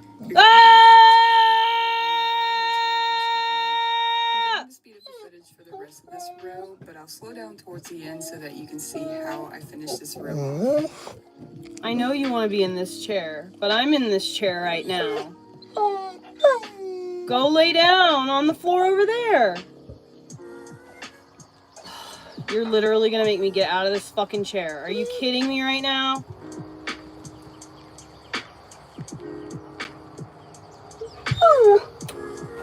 Fine. I'll go get on my bed. Right Fine. now, Okay, my last fine. Triple crochet. However, I noticed I have one more stitch left over. Finish my So, how I like to fix this little error is by removing that crochet. Oh, now you're gonna go lay down over there. An extra chain. And then I'm you just going tricked to me. Okay, I will go over there. Fine. Stitch, And I'm just going to ignore that I have that extra chain in there and pretend like it's just like all the other ones. You don't even notice that error. Ow! God damn it! I stuck in a fucking electrical cord!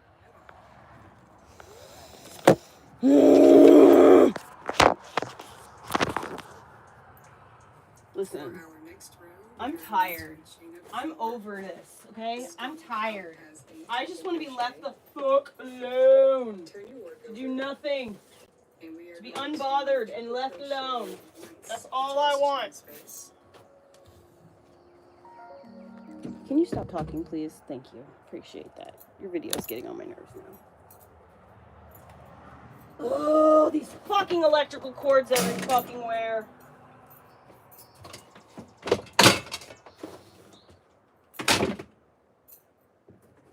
Orly, get up on the bed and lay down. Go on, go lay down.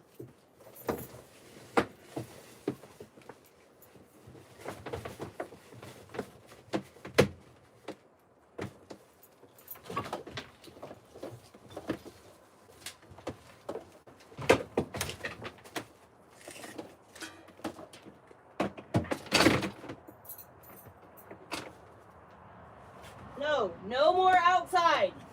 No more outside. We're all done outside. You just went poop. You just went pee. I'm not doing this little fucking. Oh, man. Okay.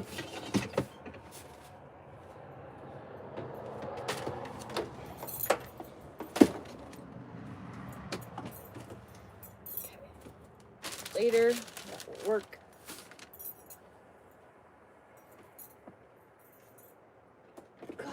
Damn it, that fucking hurts stepping on that cord, man. That just sent me right into a fucking place. Okay.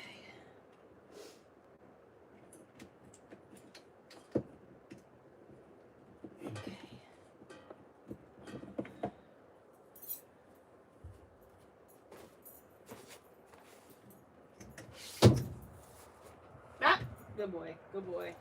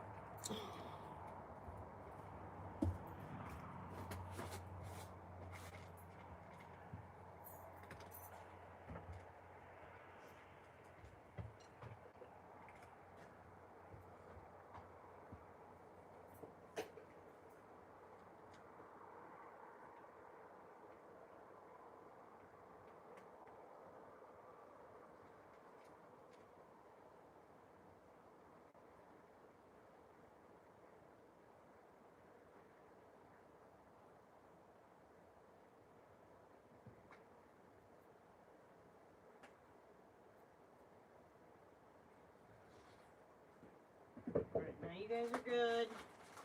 Nothing you're gonna complain about that you need. Ah, God damn it! It's constant! Constant!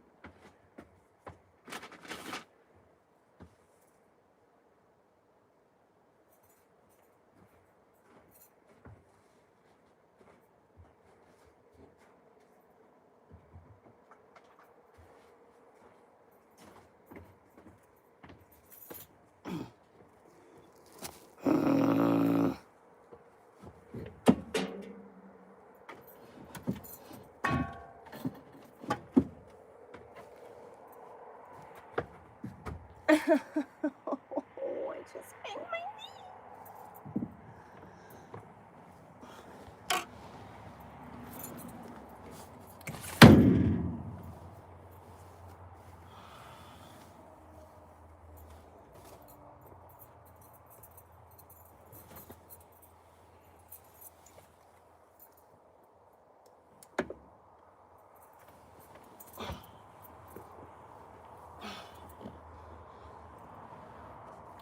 Ugh, fuck off.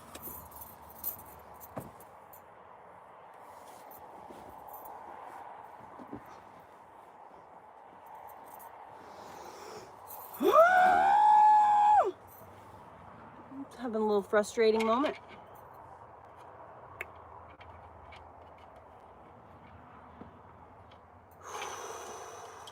I'm so angry. I'm getting like hot.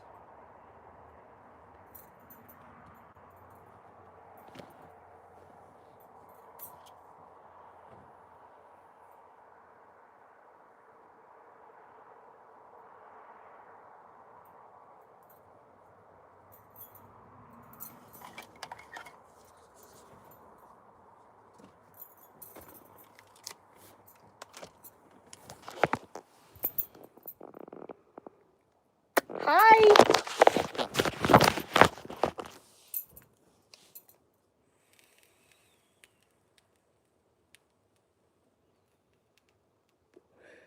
I very much need to get ribbon of some kind, some like nylon ribbon, something that I can put a screw into, and then put a screw into the dresser and run that nylon tape to the wall to keep things from tipping forward, because let me just tell you, every time someone comes in and out of the door, because the bus is tilted like this, anything on this wall does like this.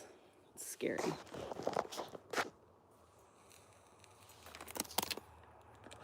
I need to re-sease myself. Take away my frustration. You're a cute little baby.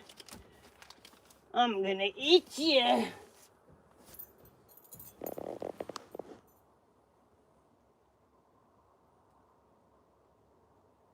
Alright, so I, at the very least, know what to do for the next couple of rows.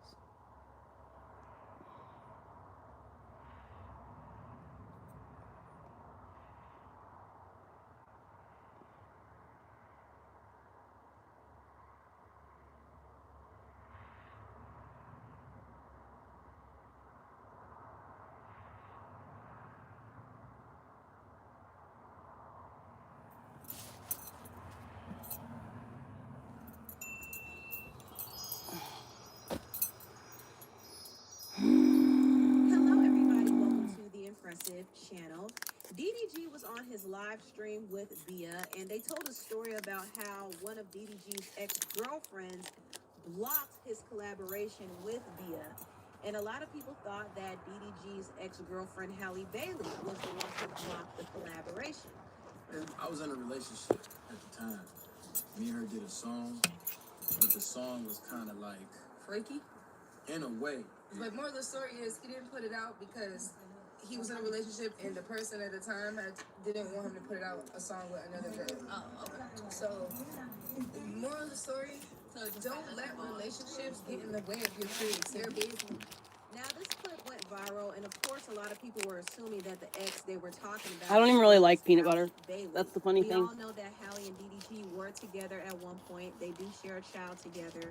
However, they broke up, and there has been some tension between them. DDG has pushed this narrative out there that Halle is difficult and she wouldn't let him see his son, even though she and their son were sick at the time. But he already put this narrative out there that Halle is controlling. So naturally, a lot of people believe that they were talking about Halle. But it wasn't about Halle. DDG cleared it up and said it wasn't about her. And Bia also confirmed it wasn't about her. Was not talking about Halle for the millionth time. Me and Bia made that song we're talking about 5 years ago. It was allegedly about Ruby Rose, which makes a bit more sense because Ruby is a rapper, and I'm sure she didn't like the fact that he was making an explicit song with another female rapper.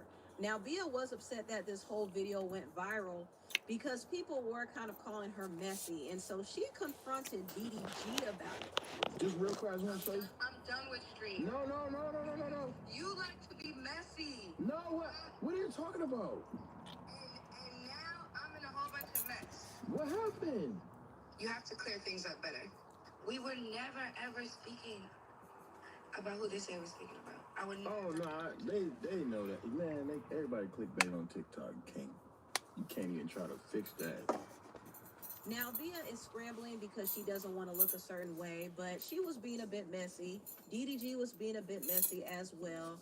And unfortunately, Halle caught a stray yet again, even though she's been minding her business.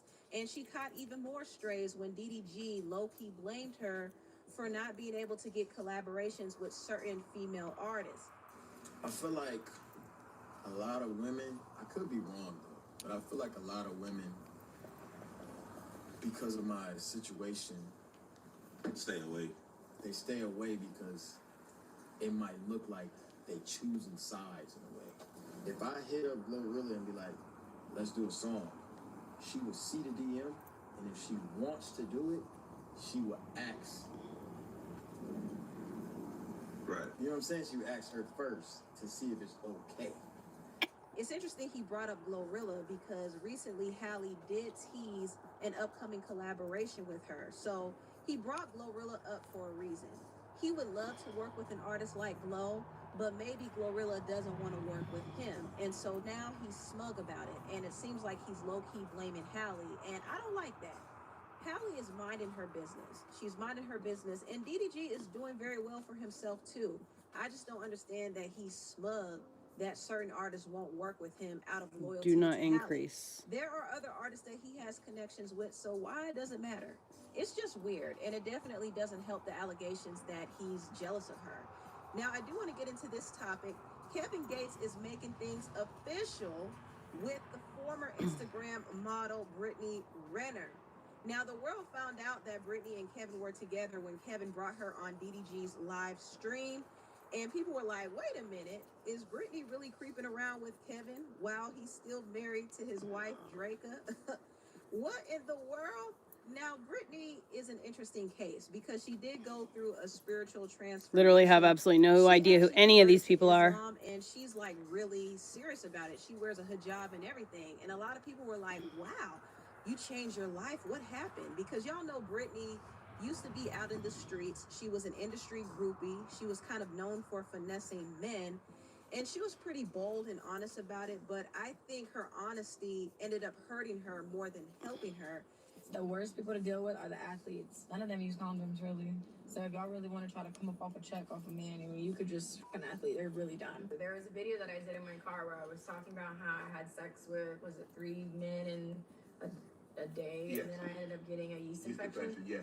Yes, I don't care. It's the truth.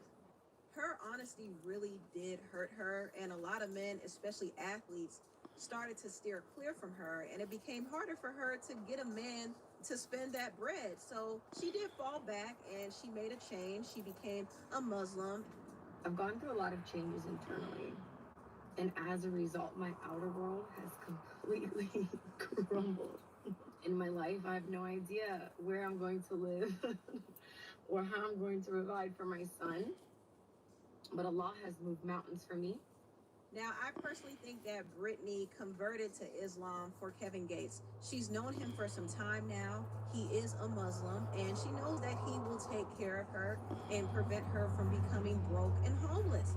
Not to mention, He doesn't judge her for her past because he too is a freak. So I wouldn't give a fuck if a did 1,000 before she made me. If I love you, I love you. I ain't tripping on where your my don't even get hard. Unless I eat a woman ain't the big eat her food. Ooh. I'm talking about I want to stick my whole tongue in this air. I want to fuck out hold my mouth, stick my whole tongue in down, twirl. I like the reaction. I want you to stick your whole tongue out, eat that. Show me you suicidal. Ooh. I want to see tears come out your eyes. So did you really your cousin? Duh. That's your cousin. I ain't about to stop. What? The damage has been done. That is so nasty, y'all. The Kevin Gates is nasty. But he really has no position to judge somebody like Britney because he's a big old freak too. They both are freaks. And you can tell that they genuinely like each other. I think there's always been a connection between them. It still brings, you're the only person I wanted to see. Did you like what you saw? I actually loved it. I actually love what I'm seeing now. Good Lord. I can tell you, Kevin and Britney do make sense as a couple. They really, really do. And this is not to say that I condone Kevin just cheating on his wife. I don't know what situation he has going on with Drika, but it doesn't seem like they're really together. She's living a whole different life. Some people said that she ran off to a farm somewhere to escape Kevin. I could believe that too. But yeah, it's a bit trifling that Kevin is cheating on his wife, but at the same time, I kind of see him and Britney working. I don't know. Like, we'll see where this goes. We will see. Now, I want to talk about the IG model Aisha Howard briefly. If you don't know who Aisha is, she actually is Lil Baby's first baby mama. And she also welcomed another baby with the NBA player Anthony Edwards. And Anthony didn't want the baby. He told her to get rid of it, but she decided to keep it. And a lot of people assume that she only kept the baby because she wanted him to pay her child support. And this is quite common. I mean, there are several women who purposely get pregnant by these athletes and these rappers to get a check. Brittany Renner tried to do it with PJ Washington. Drea Michelle did it with Jalen Green. I mean, there's many different examples. And Aisha was accused of doing the same thing. Now, I don't know exactly why Aisha, being almost 40 years old, would be in a situation where she gets impregnated by a 23-year-old, especially one who has been accused of being a deadbeat to his alleged son. What was Aisha thinking? I mean, I know she saw the dollar signs, but this man told her that he didn't want the baby. He told her to get rid of it, which is sad. And I'm not at all shaming her for keeping her daughter. Her daughter is so adorable, and babies are a blessing. However, it's really a shame that her daughter has to grow up being abandoned by her own father, all because she chose wrong. I mean, all of this could have really been prevented, you know? And Anthony should not go without any accountability either, because he is out here recklessly sleeping around with no condom, impregnating women, and then telling them to get rid of the child. That is sick behavior. But Aisha did break her silence, and she responded to all of the negative feedback she's been getting. This is what she had to say. The second a woman decides to make the decision about her body and her child, y'all turn into weirdos. Do you want a man to tell you what to do with your body or not? Do you want the rights or not? What happened? I've also come to realization that there are just certain allegations that I will never, ever beat with you guys. I came into this situation with the status because I have a child by a very successful artist, right? From then, I'm viewed as a certain type of woman because I'm beautiful and have a nice body. And normally women like that attract a certain caliber of men, which is also not my fault. And now that I am in yet another situation where I now have a child with another successful man, there's no telling you guys that I'm not a gold digger. You guys, it's no beating those allegations at all. I don't. What if I came to y'all's pages, right? And I compared the men that you have children with to the men that I have children with. And I said, you were digging for poverty when you picked him to be your baby daddy, weren't you? Oh, you kept that baby for an extra income tax credit, didn't you? Or you kept that baby for a couple extra $100 in food stamps, didn't you? Or you kept that baby for an extra Section 8 voucher. Is that why you kept your baby? Now, if that was triggering, that's how I feel every time somebody says, do you even love that baby? You kept that baby for a check. And you voiced your opinion about what you would have did if you were in my situation with my options that you do not have, and you probably never will. How you can tell me what you would have did with my situation? I mean, she cooked a little bit, just a little bit. Points were made, but it still doesn't change the fact that she's left to raise a baby by herself. Like I said, this could have been preventable, and if she had the option she claimed... Spoil jokes before I make them, but warning you, making a very meta joke in a minute. So this is a scene from the original 1937 Snow White that was suspiciously cut out of the 2025 version of Snow Woke.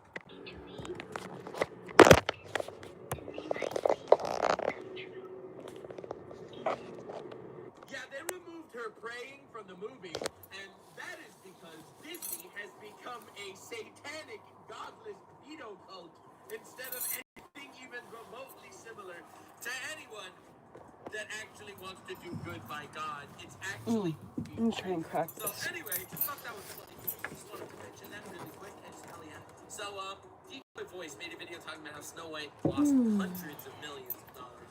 And how Rachel Ziegler literally making everything worse. I love downfalls, so this is literally nuts Christmas. Alright? Jewish Christmas is just when there are downfalls out there. Rachel Ziegler killed God. Alright? Damn, this is... No.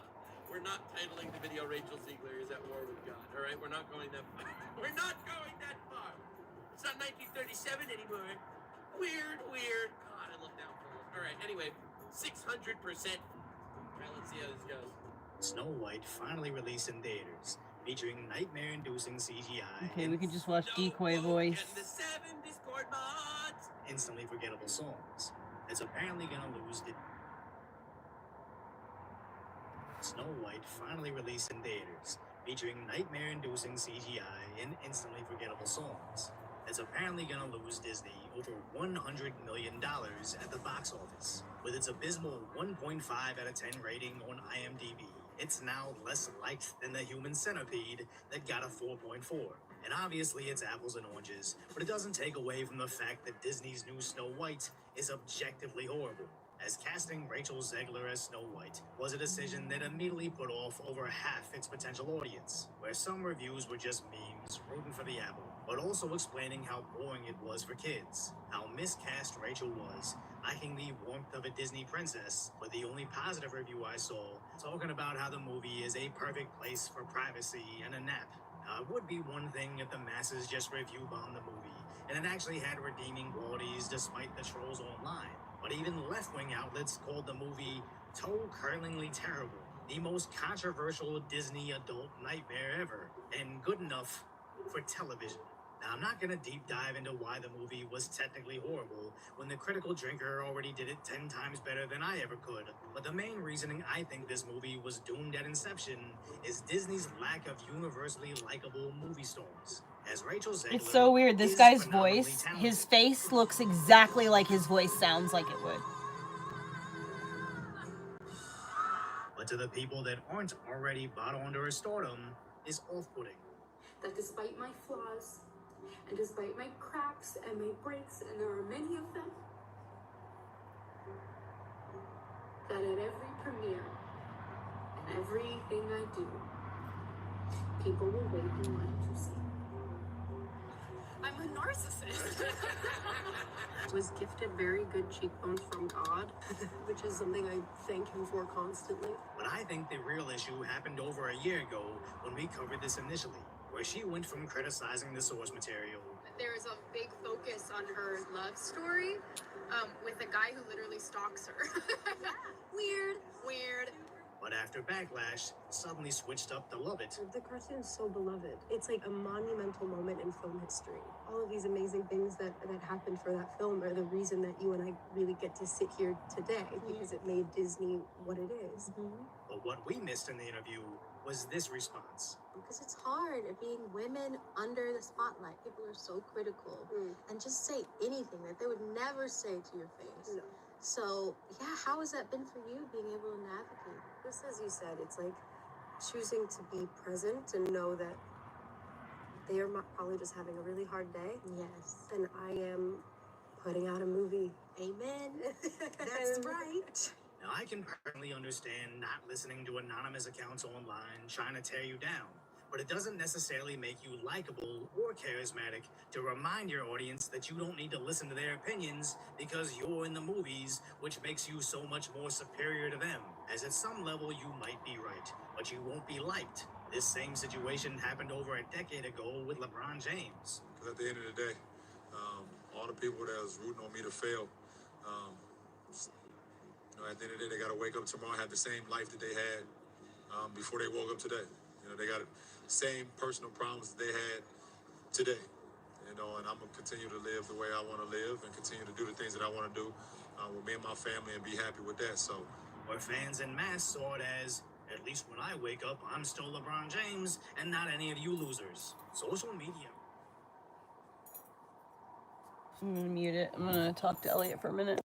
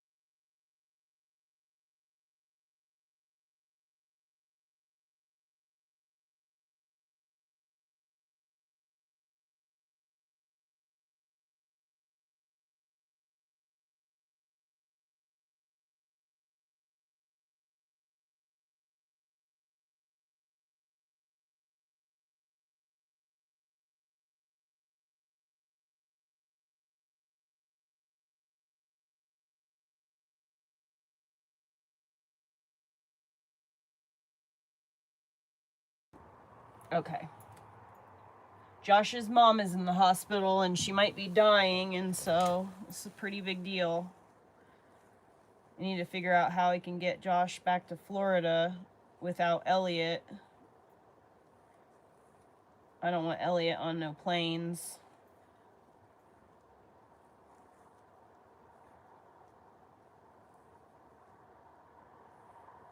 Damn, dude.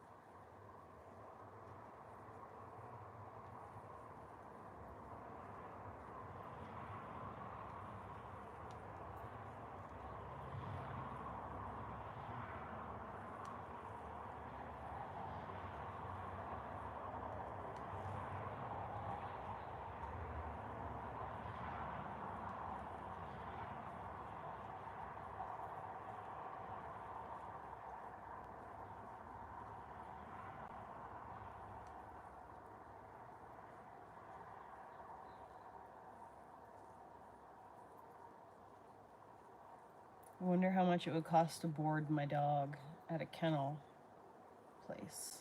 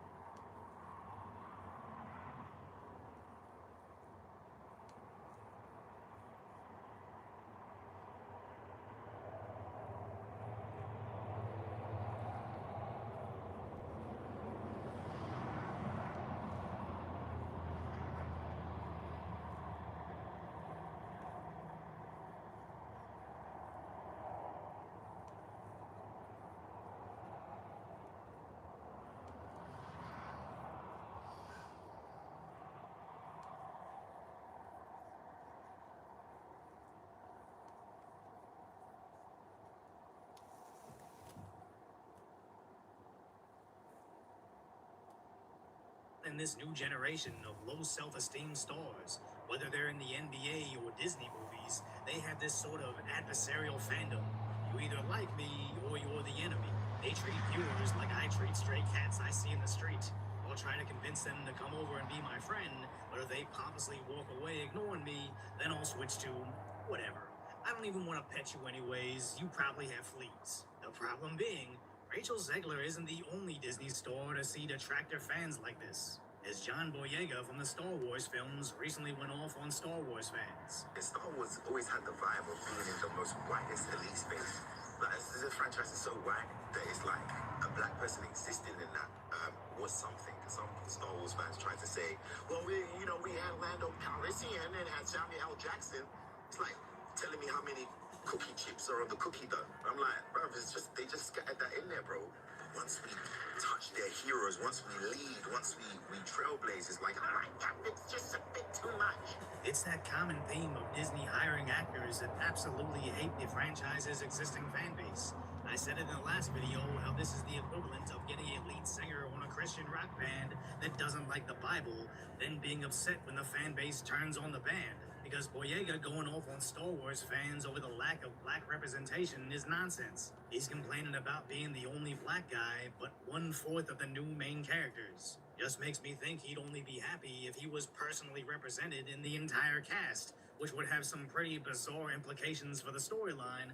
But more importantly, these movie franchises should focus on creating a fun experience, not coddling the fragile emotions of rich movie stars. Because let's be clear, he's not mad at Star Wars fans. He's mad at China for forcing them to diminish his role, where many of us thought he'd either be the protagonist or the protagonist's love interest. What was relegated to this nonsense that just seemed like tedious side quests. And that was the same complaint about everybody's roles. I'm back. Luke Skywalker, and Even the droids were almost a chore to listen to between the space battles and lightsaber duels. But only one of those movie stars took to an interview to blame racist Star Wars fans. Blame Canada! Discovers this is why their movies are failing. They're doomed to lose billions more at the box office. As Rachel Zegler has always had something to say, either about women being torn down, or how Trump supporters should never know peace, or how she's sorry she just got emotional. Meanwhile, successful movie stars seem to only be seen talking about making movies. I'm very grateful to be here and to be part of this whole time period. Had we not had the community here to say we will support you in making what we wanted to do. I was always curious, like, what's that person like? You know, when I sit down and talk to them, I want to live in their world. Constantly pushing myself. That's why I wasn't going to just make this movie. It was 36 years. How many places I went, how lucky I am. People asking for this. I did not want to display anyone. Now, does Tom Cruise have parts of his personal life that can turn away potential audiences? Probably more than most leading men. But the idea that he doesn't use it to shame potential audiences is the key difference. Tom Cruise may very well vote Democrat every single election cycle, but I wouldn't really care, as he doesn't try to shame me for not having his same values. He doesn't go out attacking people for not liking Mission Impossible, and they don't shoehorn in liberal or conservative values into their movies. And that's why in an era of box office flops, films like Top Gun Maverick and John Wick 4 can still make millions. As with Tom Cruise or Keanu Reeves, I'd probably go see any of their new movies in theater. As one, they're just good, mindless entertainment while I devour a family size of popcorn and nachos. But also, I know when I trash The Matrix 4 for being a terrible film, Keanu's never gonna boot up his selfie camera for social media to call me a racist, saying, well, at least when I wake up, I'm still a millionaire movie star and not some weird-sounding Asian dude with an overbite. Because that's just me. And now I'm self-conscious over a comment a fictitious Keanu Reeves made about my teeth. So stop trying to rewind this video.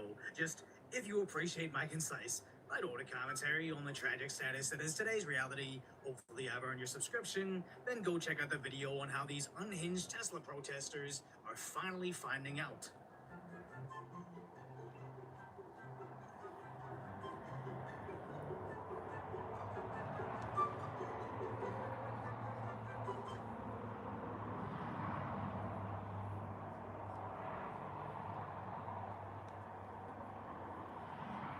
People are not happy about Snow White. Now, why they not like Snow White? I honestly think that the reason why is that I do not want to hear anything more about this stupid Snow White movie. I have reached the zenith.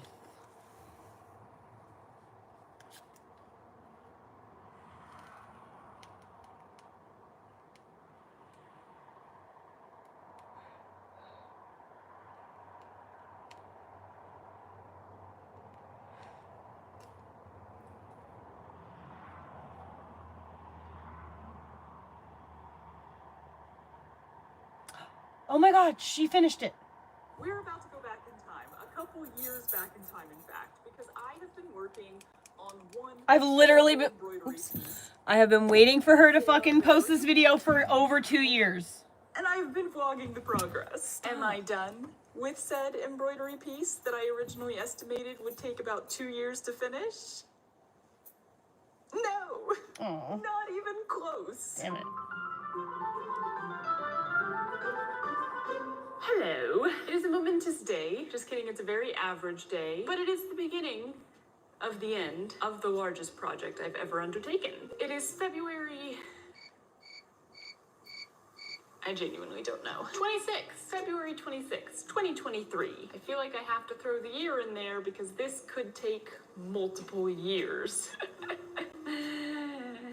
That's fun to think about. But last night, I finished my little side project, which put the Beauty and the Beast castle stained glass embroidery that doesn't have a Look what shorter she's name making. on hold for a couple months, I think. How long have I been working on this? Oh, yeah.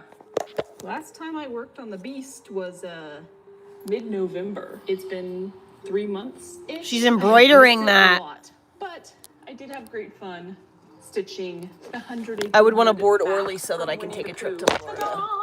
And of course, 2 days ago, I started a new embroidery project. If you want to the see more of my Fantasia feet, piece. So you can find my account on the foot site should I leave that the I haven't Beauty and the posted Beast anything piece on yet. hold until I finish the Fantasia piece now? But that just doesn't feel right. I have been Footography.com. longing to add some more color to the Beauty and the Beast piece for so long now, and yeah, I need to revisit my beastie. And that is why I am here, because today is the day.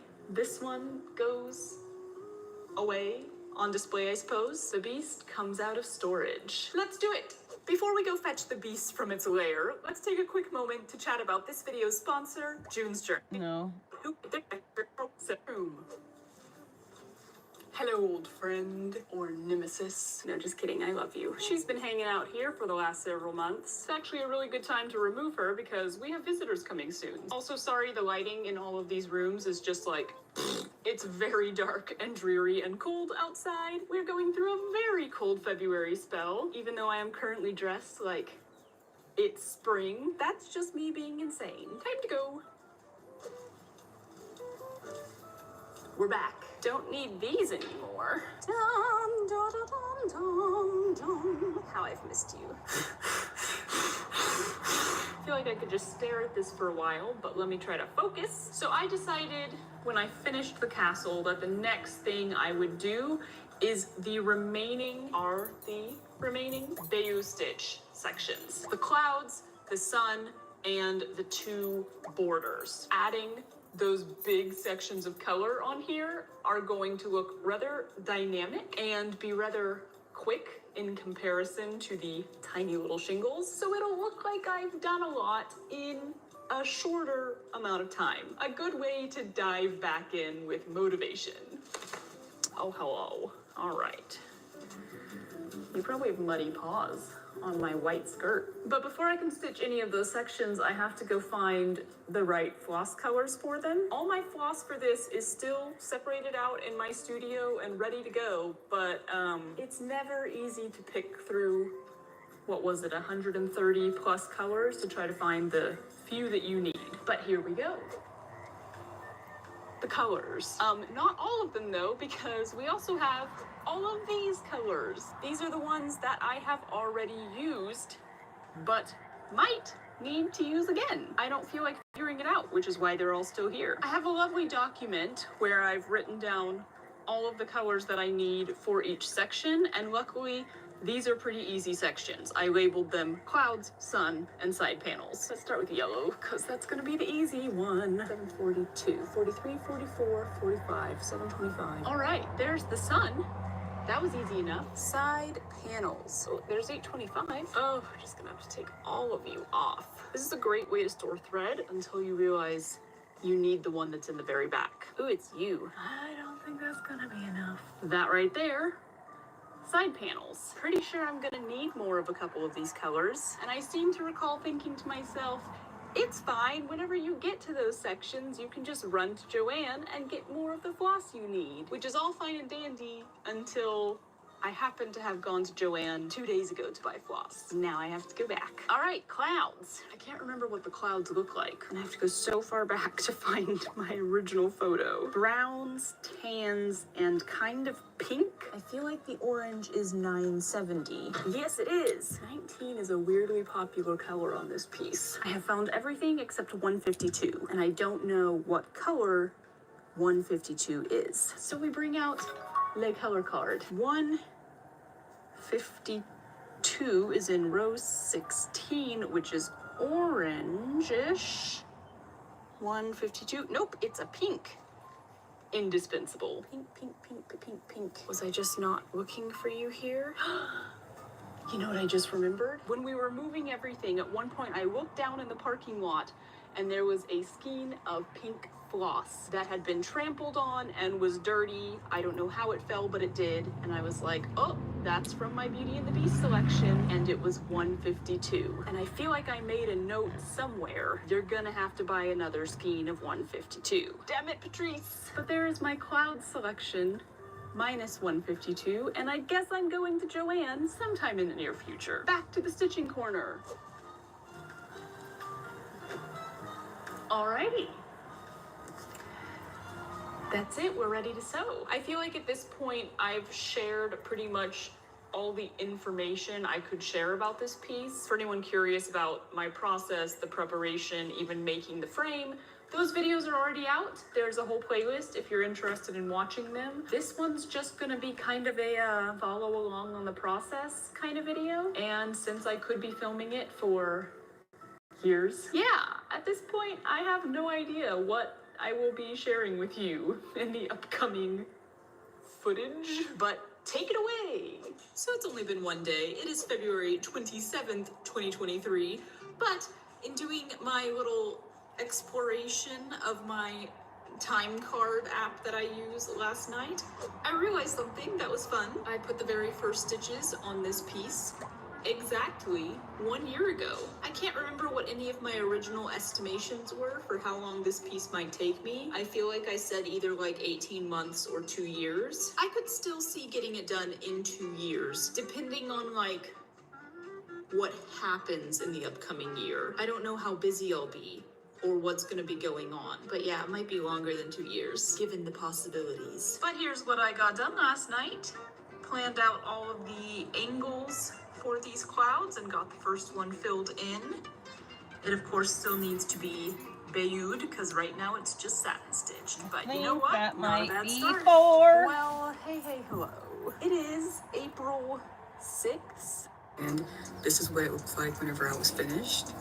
If you prefer to have more coverage on your bust area, then you can definitely add more rows, but this would be a good time to hold this up against your body and see how much this part is covering your chest area before we move on, because we're going to begin the mesh pattern next.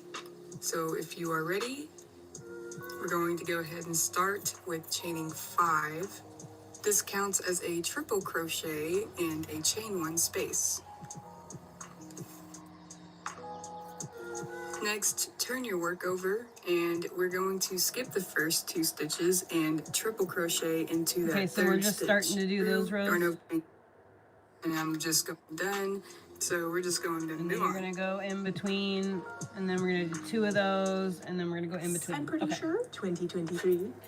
Hoofs. In a bit of very convenient timing, I finished sewing all of the clouds last night, and this morning I bought a plane ticket to Paris, which leaves very soon. So, I think it's going on hold again, this thing is, until I get back from Europe.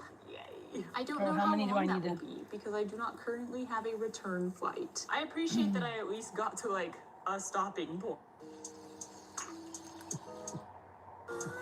Skip the And we're going to skip the first 2 stitches and triple crochet into the that third stitch. Yep, and then you're gonna stitch 1. So a triple crochet is yarning over twice, insert your hook, yarn over, pull loop through, yarn over again, pull through 2, yarn over again, pull through 2, yarn over again, pull through 2. Yep. That creates your first triple crochet chain space.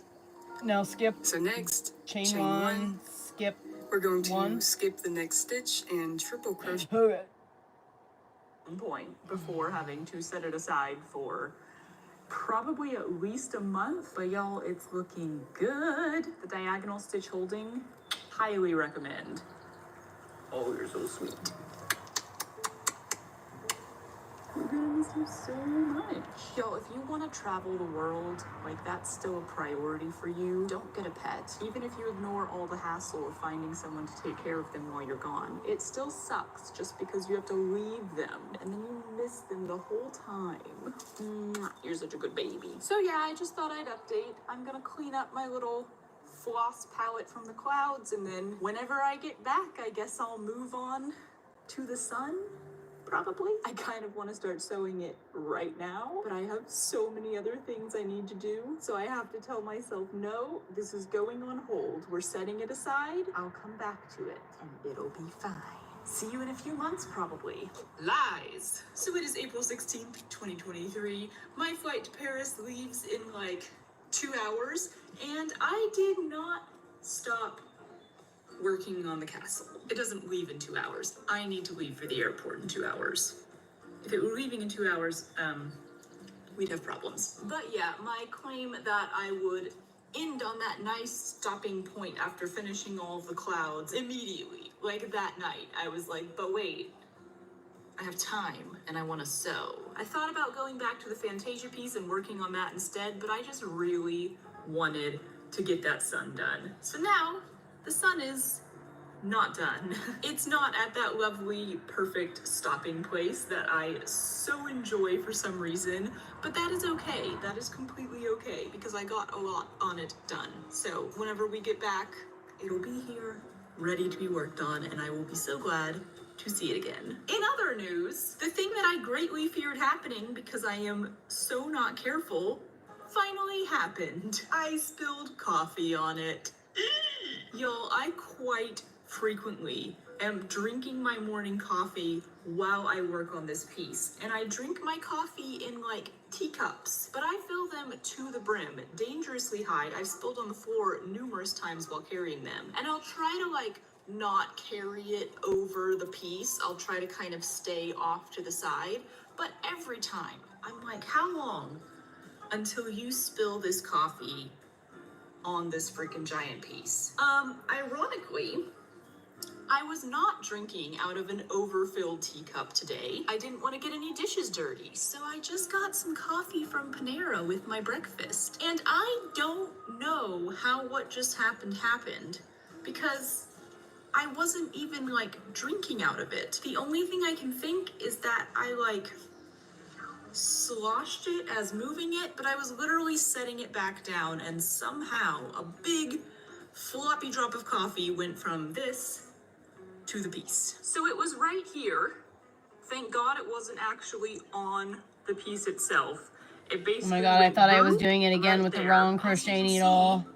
I pretty successfully got Thank it out. God I I think was it's all good. not. It's all wet right now. I have like press dried it as much as possible, and I'm about to blow dry it like crazy, so it's as dry as possible before I leave it here. But I think I successfully got the stain out. I don't see anything. Do you see anything? But y'all, I am not generally a fast mover. I'm not an energetic person, and you've probably never seen me move as fast as I just did. Fast and carefully. I took everything off of this, took it straight to the kitchen sink, and like sprayed it down with a little sprayer just in that corner. It pretty much came out, but I could still see like the slightest bit of brown outline where it was. So I got this spray stain remover that we happen to have in the laundry room, even though I'm pretty sure I've never used it before, and just sprayed a little bit right on it and rubbed it really hard and then rinsed that out, and I think we are all good. Have I learned my lesson, and will I never drink coffee near this thing again? No to the first part. I have not learned my lesson. I will definitely be drinking coffee near this again. Will I drink coffee even more carefully? Yes, I will be so careful now. So anyway, just wanted to give that little update. I'm gonna sew for another hour or so, and then I'm gonna go hop on a flight to Europe. Bye! Well, hello there. It is May 16th, 2023. I am back from France. Ended up spending a month there, which was glorious. I'm quite happy to be back home. And one of the first things that I did was come back to work on this piece, because I missed it. So I've had a couple days now, and I managed to get the sun completely finished, and that means that we are moving on to the side panels, which will be the last place I'm using diagonal stitch holding. Lots of new colors on this one. This is the first bit of blue and some more green going on, which is not heavily featured so far, which is why I was excited to do this sort of order, where it was the castle and then the clouds, the sun, and then the side panels, because it really will end up kind of framing the piece at this stage and then having like an interesting array of colors. So I'm excited. Come here. Oh, good boy. Hello. It is June 20th, 2023, and I have officially finished all of the diagonal stitch holding that is going on this piece. Side panels are done. We've got some blue and green on here now. It's looking great. From here on out, it is straight up satin stitch, much smaller sections, gonna be slow. Okay, bye. So this piece is actually going to go on hold again, mainly because I have a couple smaller embroidery projects that I need to do for family members, but also I really I am. My back fucking hurts bad, dude. So I think I'm gonna finish the small ones, I'm gonna give some attention to the Fantasia piece, and then I'm gonna come back to this, which means the next time I'm working on this, we'll be in a new house. Cause we're moving again. Hooray! So this piece gets to travel again, which is of course always great and not at all terrifying. Anyway, I'll see you in like, I don't know, month, 2 months. I don't know when I'm gonna come back to it. Sorry, baby. Hi, we're back. Yay! We've moved again. This thing is making it through a lot. I have been longing to get back to stitching on this beast for a couple weeks now, but I swore to myself, I was like, you have to finish your Sashiko project first. You have to finish that, which by the time this video comes out, I'm sure came out so long ago. But yeah, I'm really trying to kind of narrow down the giant projects I have going on at once. I put a poll on Instagram to see where I should stitch next, and everyone voted for the 2 like side panel banner things. I already went through all of my thread and I found my color palettes for those 2. I love that they're like completely opposite from each other. It is time. Welcome back, old friend. And now I have this new cozy nook complete with moss rug, and we just got our lighting put in, so I can actually see in here now. Let's stitch, yay! It is December 21st, 2023. We are about to leave for our Christmas vacation to Orlando in like literally an hour, and I finished the side banner sections. Yay! I was so worried I would not finish them before we left. Not that it like matters, but it would have just been the slightest bit left over for me to finish after a 2-week break on it, and I was like, no! I need it to end perfectly before we leave. And it did. Huzzah. So with that, it kind of feels like I'm about halfway done with this. Hard to tell because the stitching is in, you know, random places, but it looks about halfway done, right? I'm pretty sure we are way past all predictions of time that I made. I think my prediction was like 2 years to finish the whole thing, and we're coming up on like 2 years, and we're only halfway done. But it's going on hold again for a little bit. When I get back from this trip, I think I'm gonna pick up the Fantasia piece and work on that one for a little. When I do come back to this one, it's gonna be time for those flower borders, and I know that's gonna be tough. It's very small sections. It's very repetitive, so I gotta psych myself up for that. But we'll get to it eventually. It is April 18th, 2024. And the beast is back. I genuinely can't even remember when I stopped working on this. I feel like this is the longest break that I've taken from it. Kind of just because I think I was working on the Fantasia piece, and then I started working on a Bargello piece, and then I went back to the Fantasia piece. Am I delaying the inevitable time when I have to do these tiny floral borders? Probably. I mean, this is gonna be a slow portion. I did also miss it, and I'm super excited to start working on it again. And I should probably sticky roll it because there's a bit of dust and fur on there. You're so pretty. I already selected my colors though. I actually did that before I put the whole piece on break, so I think I'm gonna start with the smallest one, get myself back into it without too much pressure, and then move on from there. I like that they are all 3 completely different color palettes, and they're bright colors, so this will be fun. Let's do it. It is October 31st, 2024. I am not done with the flower things that I set out to do. It's taken a very long time, but guess what? I finally broke the frame. It's made it through a lot, y'all, but yeah. Time to go grab the power tools. It is February 26th. 2025. And we need to have a slightly longer update this time. It is the 2-year anniversary of the beginning of this video, and the 3-year anniversary of the beginning of this piece. So, my original 2-year estimation for finishing the whole thing has clearly been blown out of the water. I would say I have now reached the halfway point. I was saying that I was halfway done before I did the floral borders, and a couple people were like, I don't think so, that doesn't quite look like halfway. So okay, now I think we can officially all agree I have at least reached the halfway point. The floral borders are done. Thank heavens. I'm bleeding? That was long. This was definitely the longest, like, section I've done. I think it took me longer to do those than to do the entire castle. I also somehow, despite all of my checking, ended up switching the colors on one of them. This final section that I did down here, the background of the purple flowers is supposed to be green, and the stripes are supposed to be blue, if I recall correctly. But I had lined up all of my floss in order of how I was going to use it, or so I thought. I don't know if I just lined them up incorrectly or if they got switched at some point. It's okay. I'm not bothered by it, quite honestly. It was a little bit like,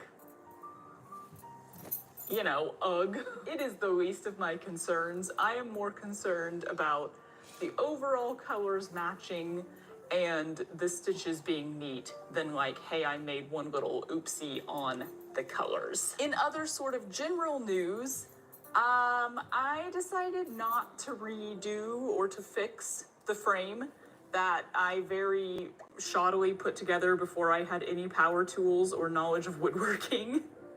I am genuinely surprised that that thing lasted me, what, over 2.5 years? It held its own. I was considering fixing it. I was considering making a whole new one. And then I thought, you know what? Let me just buy nice official trestles from a nice official skilled woodworker. You know, let me support somebody who already does that and who does it better than I ever will. But yeah, why is it taking so long? What's the reason there?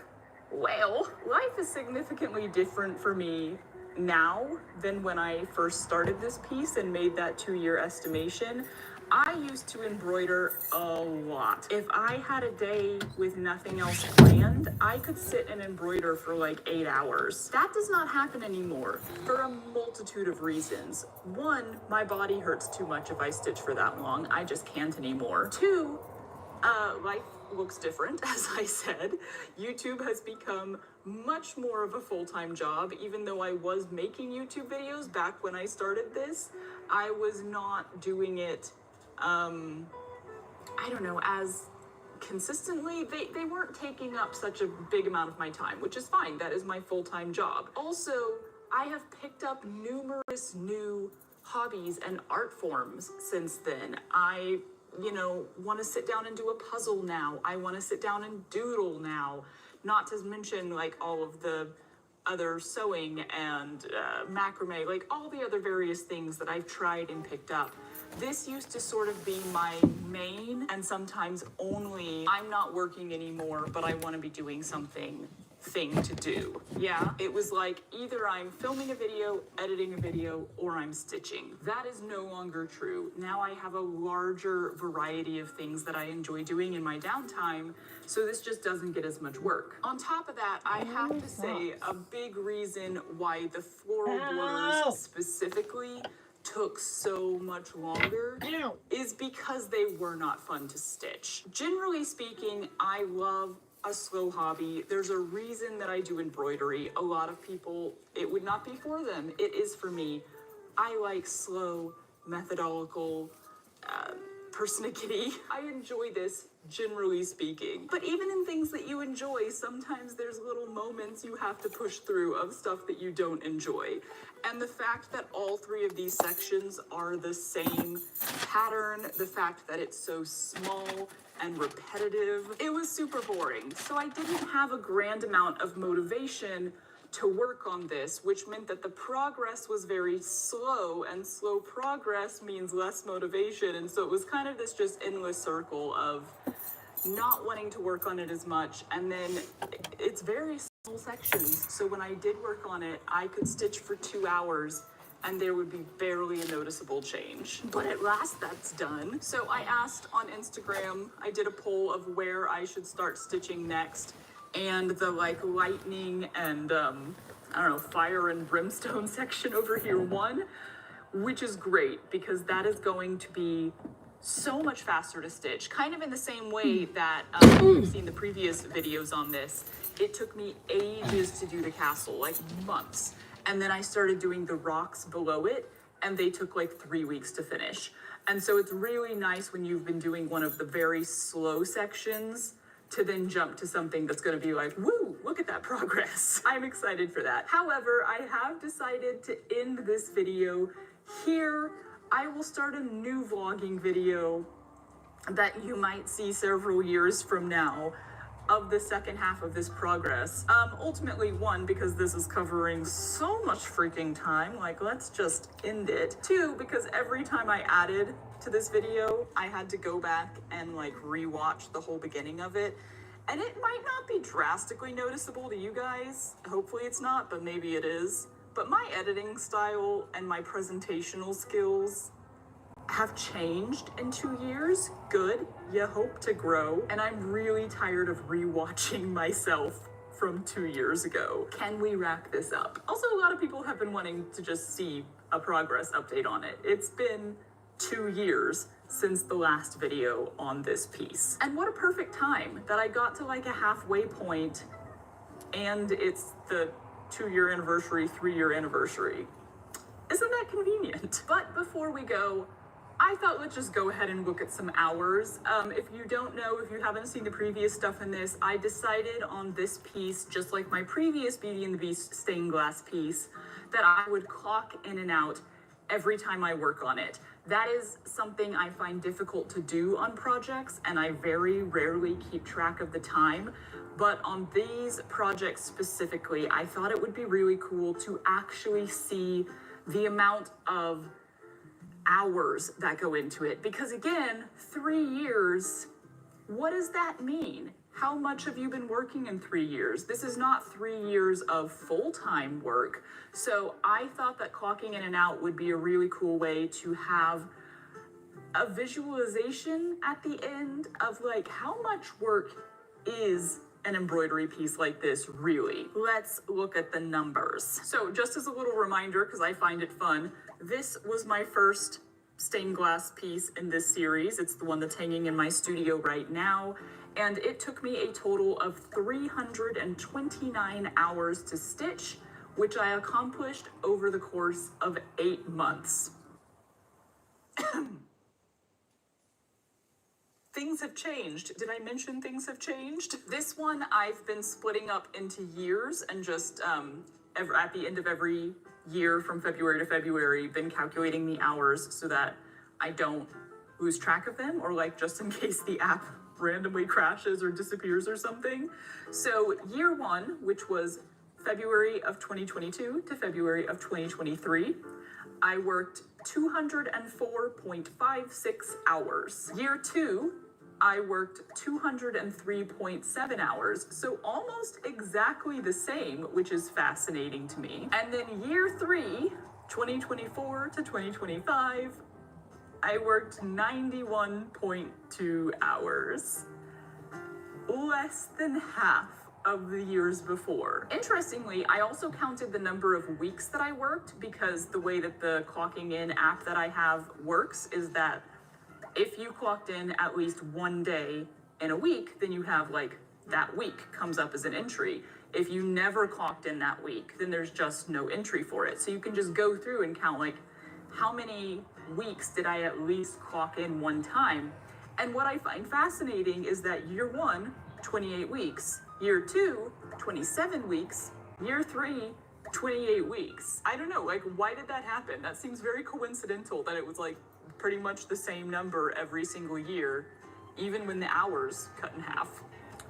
So, in case you couldn't do the math yourself, because who wants to, those 3 years come to a total of 499.46 hours. 500 hours of labor, and we're halfway done. Yay! I mean, I love that though. I love seeing that number because like that's 500 hours that I have mostly enjoyed working on this piece and seeing it come to life. I think the second half will be fewer work hours, even if it takes another 2 years, simply because that first chunk of hours includes sewing the entire outline. And I think there were more slower, smaller sections in the first half than in the second half. So do I want to make another estimate? Oh God, I could be entirely wrong again. But my estimate right now is that it's gonna end up taking somewhere closer to 5 years for me to finish the entire piece. And I would guess 800 labor hours. We'll see how that pans out. In the next video that you'll see several years from now, woo! So yeah, that's 2 years of embroidery without you actually seeing any of the embroidery. No one wants to see me embroider for 2 years. It's very boring to watch. Also, I remembered that I started the Fantasia piece over here at the same time, which means I've now been working on that one for 2 years, and I think I am gonna take a small break before restarting on this one and give that one a little more attention. Here is the current progress on it. It's looking beautiful as well, but I'd love to fill in a little bit more of that before I come back to ye old beastie over here. That's about it. Don't forget to download June's Journey using the link in my description or the QR code here on screen and start solving that mystery. That's something else I've been doing in my downtime, was playing June's Journey instead of stitching. Thank you for all the lovely encouragement all of you guys have ever given me to keep going on this, to finish it. I appreciate that. See you in another 2 years. I mean, I'll see you next week, but you know what I mean. Should I be drinking coffee next to this? History says no.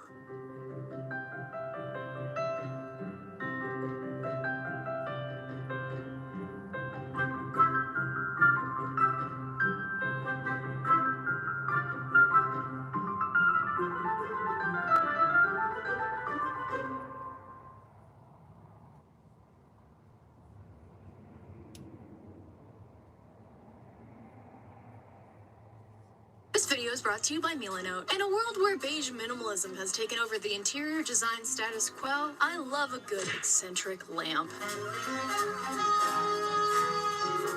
I can't think of a better way to inject a space with personality than for a novelty banana lamp to be bathing a room in its warm glow. The world is your oyster. There are endless possibilities. But of course, the ultimate possibility is to make your own eccentric lamp. I've actually already done this before. Last year, I made my very own eccentric mushroom lamp. Editor's note, that was actually 2 years ago. Oh my gosh. And it is one of my favorite things that I now own. I use it pretty much every day. Get used up a bunch of old, like, foam scraps and materials that I had lying around that probably would have gotten thrown out otherwise. For this one, I upcycled an ancient ugly lamp that I got from a thrift store. It was just a good time. So since my office space is slowly transforming into the surface of Felucia, I thought, why not do it again? I currently have a standing lamp in the corner of my office that is slowly falling apart. It was thrifted several years ago, already in a slight state of disrepair, and currently it is literally being held up by being propped against my couch because the neck is wobbly. Like, the threads that screw it into the base are probably stripped at this point. I don't know how easy reviving her would be. I'm pretty sure one of the lamps itself also has a short in it. This lamp is in desperate need of an upgrade, so I thought, why replace it with something that looks normal whenever I could give it a little bit of a floral twist? Also, nothing else in there at this point looks normal, and if I try to put something normal in there, now that looks out of place. So I have a couple of different points of inspiration for my idea. The first one are these, like, floral lotus-shaped lamps. I think they're from, like, the 60s or 70s, maybe. I see them online from time to time, and I think they're absolutely gorgeous, and I know that getting one vintage, secondhand, would be just, like, a little bit out of my price range right now. My second point of inspiration are We have one of those here. floral lanterns. I'm pretty sure there's, like, $5,000. and the rest of my idea for this piece is absolutely nothing new. I just want to make the aesthetic match everything else that I've made for my office so far. So fake logs, fake rocks, fake moss, and then I'm also thinking about adding some more bioluminescent mushrooms to this because I did that on my mushroom mirror that I made for my room as well. So I thought, why not use it again? But so far, these are just the rough esoteric ideas for this lamp. To help me visualize and brainstorm this project, I will be using this video's sponsor, Milanote. If you don't already know, Milanote is a tool for organizing crafting projects just like this one, but also for any creative project that you can possibly think of. You can choose from over 100 different project plan templates to get you started. And for this one, I chose the craft project plan template because it gives me a really good overview of the different visual elements that I might need to plan for this project. Once you select a template, Milanote provides you with lots of empty preloaded organizational tools to help you start planning. So let me give you a little tour of how my boards turned out. So this is the main page of my project board. As you can see here, the project is kind of already perfectly laid out in front of me. I was able to add in my main design image here along with a bunch of other key inspiration images. I could go onto the side panel here and drag out things like color palettes so that I can just select the color palette from my design image and have it right here on my boards. I could create this project task list to kind of organize my process a lot better than I did on previous projects like this. As I go, I can check off tasks, and I also have them listed here in chronological order. I have these boards here that tell me exactly what I need to do for each individual element. Here I have created an overall lamp mood board that details like all of the different aspects of my inspiration. If I go into my other boards here, they explore subcategories. So here I have a board dedicated to the individual flower petals that I'm going to make and the various methods that I could possibly use. Here I have utilized the draw tool a lot, which I really love because it allows you to just draw directly on your boards and really have like a fluid, organic process to all of your note making. If you want to make notes in a little bit more of a clean way, you can just drag out a note here and type in whatever you want. Moving along to this board, I have plans for my little hot glue bioluminescent mushrooms and also for some glowing crystals that I want to make. You can even paste and drag out links to things like tutorials or websites that I might need to reference along the process. I have a product materials list, which is also great because I can keep my shopping list all in one place and I don't forget anything that I might need to purchase prior to actually starting the project. I typically begin building my Milanote boards by gathering images on Pinterest. Then from there, I can easily use the Milanote web clipper browser extension to easily sort all of those pins into whichever folder I need them to be in. This tool is free, it's super simple to use and speeds up the process so much. And finally, this is not something that I personally utilized on this project, but Milanote also has a collaboration mode where you can send an editing link to coworkers and collaborators, and all of you can interact with and build out and collaborate on your boards in real time, which is something that I have used in the past, a feature that I think is really cool. So if you're planning your own impulsive springtime DIY or creative project anytime soon, Milanote is free to use with no time limit. So sign up for a free Milanote account using the link in the description. Thank you as always to Milanote for sponsoring this video. Now, let's get building. Okay, so ordinarily for a DIY with this, I would just take my existing lamp that's falling apart and try to fix it up a little bit and then do all this stuff to it. Frankly, I don't know if it's going to really hold up to that, and I would rather not do this to a lamp that's falling apart for the sake of the longevity of this piece. So our victim today is this fella. Just a generic floral lamp. Got 5 bulbs on it. I thought that would be a good configuration of flowers to have on. Let's open this baby up. So far, it looks like a lamp.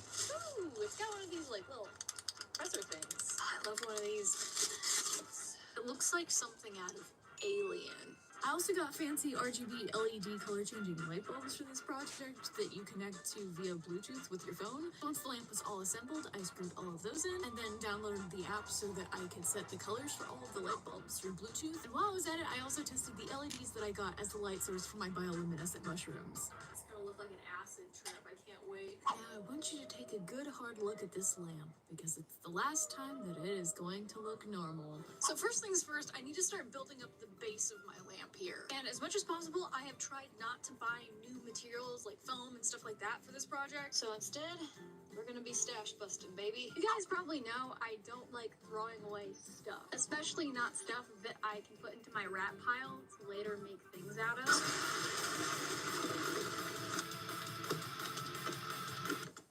Thankfully, I should have plenty of materials to work with. You guys want a quick stash tour? In here, we've got like fresh foam sheets, unused foam bevels, unused high-density EVA foam from who knows what project. Just all of this. I have some leather scraps in here. More foam dowels. I don't even know what this is. Failed mock-ups that I probably need to use.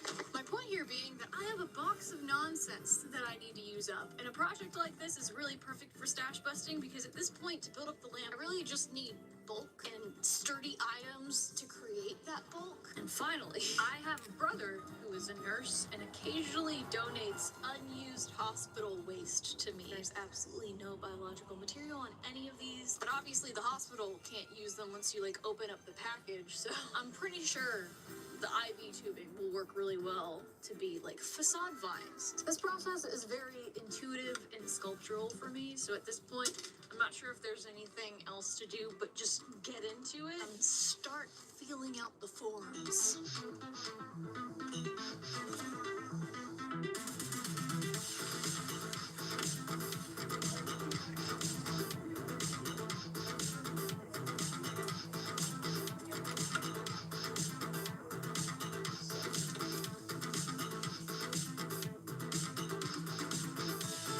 Unfortunately, I ended up having less garbage on hand than I thought I did. I didn't end up finding the spare pool noodles I had from taking this thing apart. This is why you don't throw out your trash, kids. So I just ended up improvising by using a lot of spare craft foam. The pro of this is that I used up a lot of spare craft foam that I've had around for like 10 years. The con of this is that the base is a good bit heavier than it really needed to be. I was hoping to fill a lot of that space with more lightweight foam to avoid that, but it is what it is. It's not like I'm going to be moving this thing around that much. So I have a bunch of these leftover puzzle piece edges here, which is pretty annoying, but with these, I'm gonna do what I did last time, cut these up and turn them into rocks. I also cut a ton of scrap 3mm EVA foam into a bunch of different abstract shapes so that I could use them as fake bark, because I also wanted some fallen tree branches in my design. And to make those, I took some packing inserts and glued them together to make more of a log shape, and just hot glued a bunch of my little foam scraps on top of that, and a puzzle piece collage pattern, trying to make it look as much like bark as possible. But if it's not perfect, that's okay, because I'm also going to texture this a little bit more later.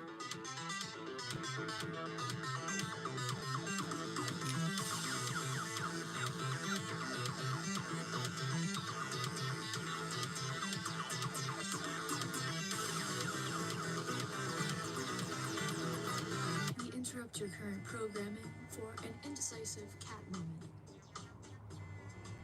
Of course, everything was looking pretty messy at this point, so I started blending everything together and covering things up with the EVA foam rocks that I had made earlier, and also with a ton of foam clay. For the rocks, I kind of just glued them on top of the existing rock shelves that I had, and in little gaps in any place that was messy that I wanted to cover things up. And for the foam clay, I generally did the same, but I especially wanted to get foam clay in any gaps and grooves that would be difficult to get to later. I wanted to cover up any edges that looked a little bit too clean and uniform.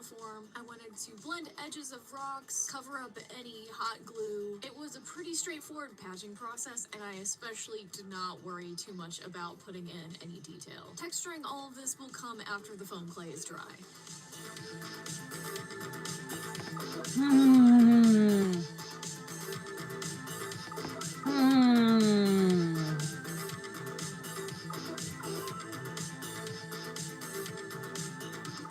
So now my lamp base is pretty much fully detailed, fully sculpted. I got all my rocks on there, but the thing about foam clay is that it doesn't really hold detail after it dries once you've like sculpted it in there. So when I use foam clay, I usually don't go to the trouble of detailing it whenever I'm sculpting with it at all. Usually I just wait until it dries, and then I just grab a handy dandy Dremel and a wood burning tool, and I just carve in all of the details after the fact.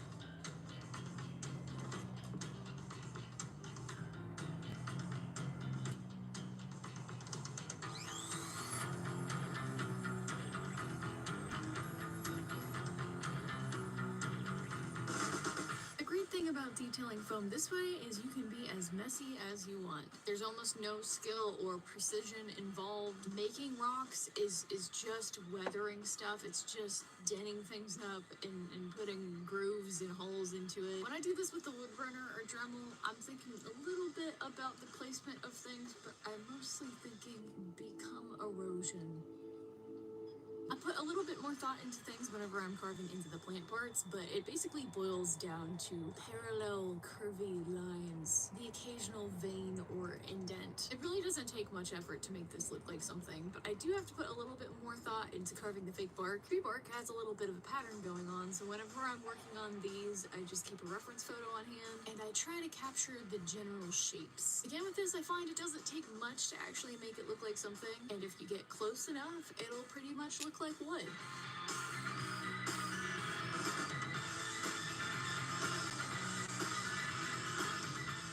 Finally, I also made sure to heat seal everything with my heat gun.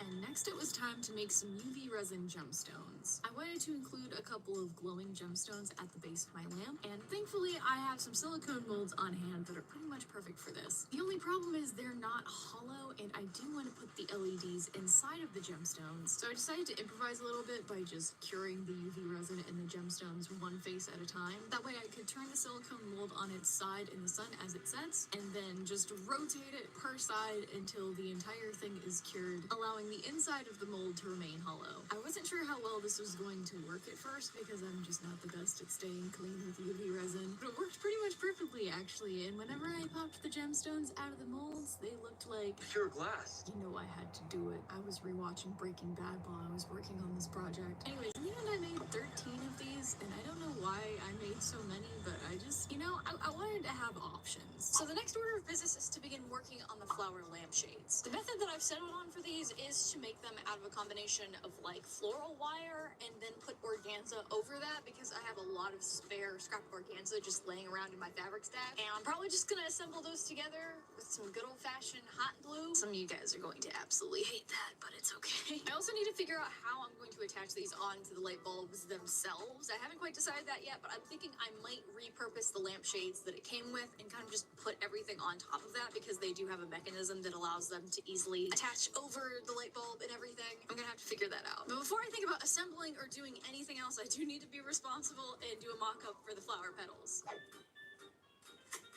I did decide to build my flower petals directly onto these little lampshades. Pattern the petals themselves, I wasn't sure exactly how I wanted the flowers to look, but I based them loosely on my design image, and I decided to do 2 layers of 5 petals, one bigger and one smaller. I mocked the flowers up by taping the petals onto the lampshades, and even though the Okay, I petals drooled on were it. decent enough, so I decided to start making the actual petals. Drooled on that apparently at some point. All right, I'm gonna scram. Flower to serve as a frame. I then patterned out the fabric part out of I love you guys. organza. I'll see you later. A quote seam allowance so that I can glue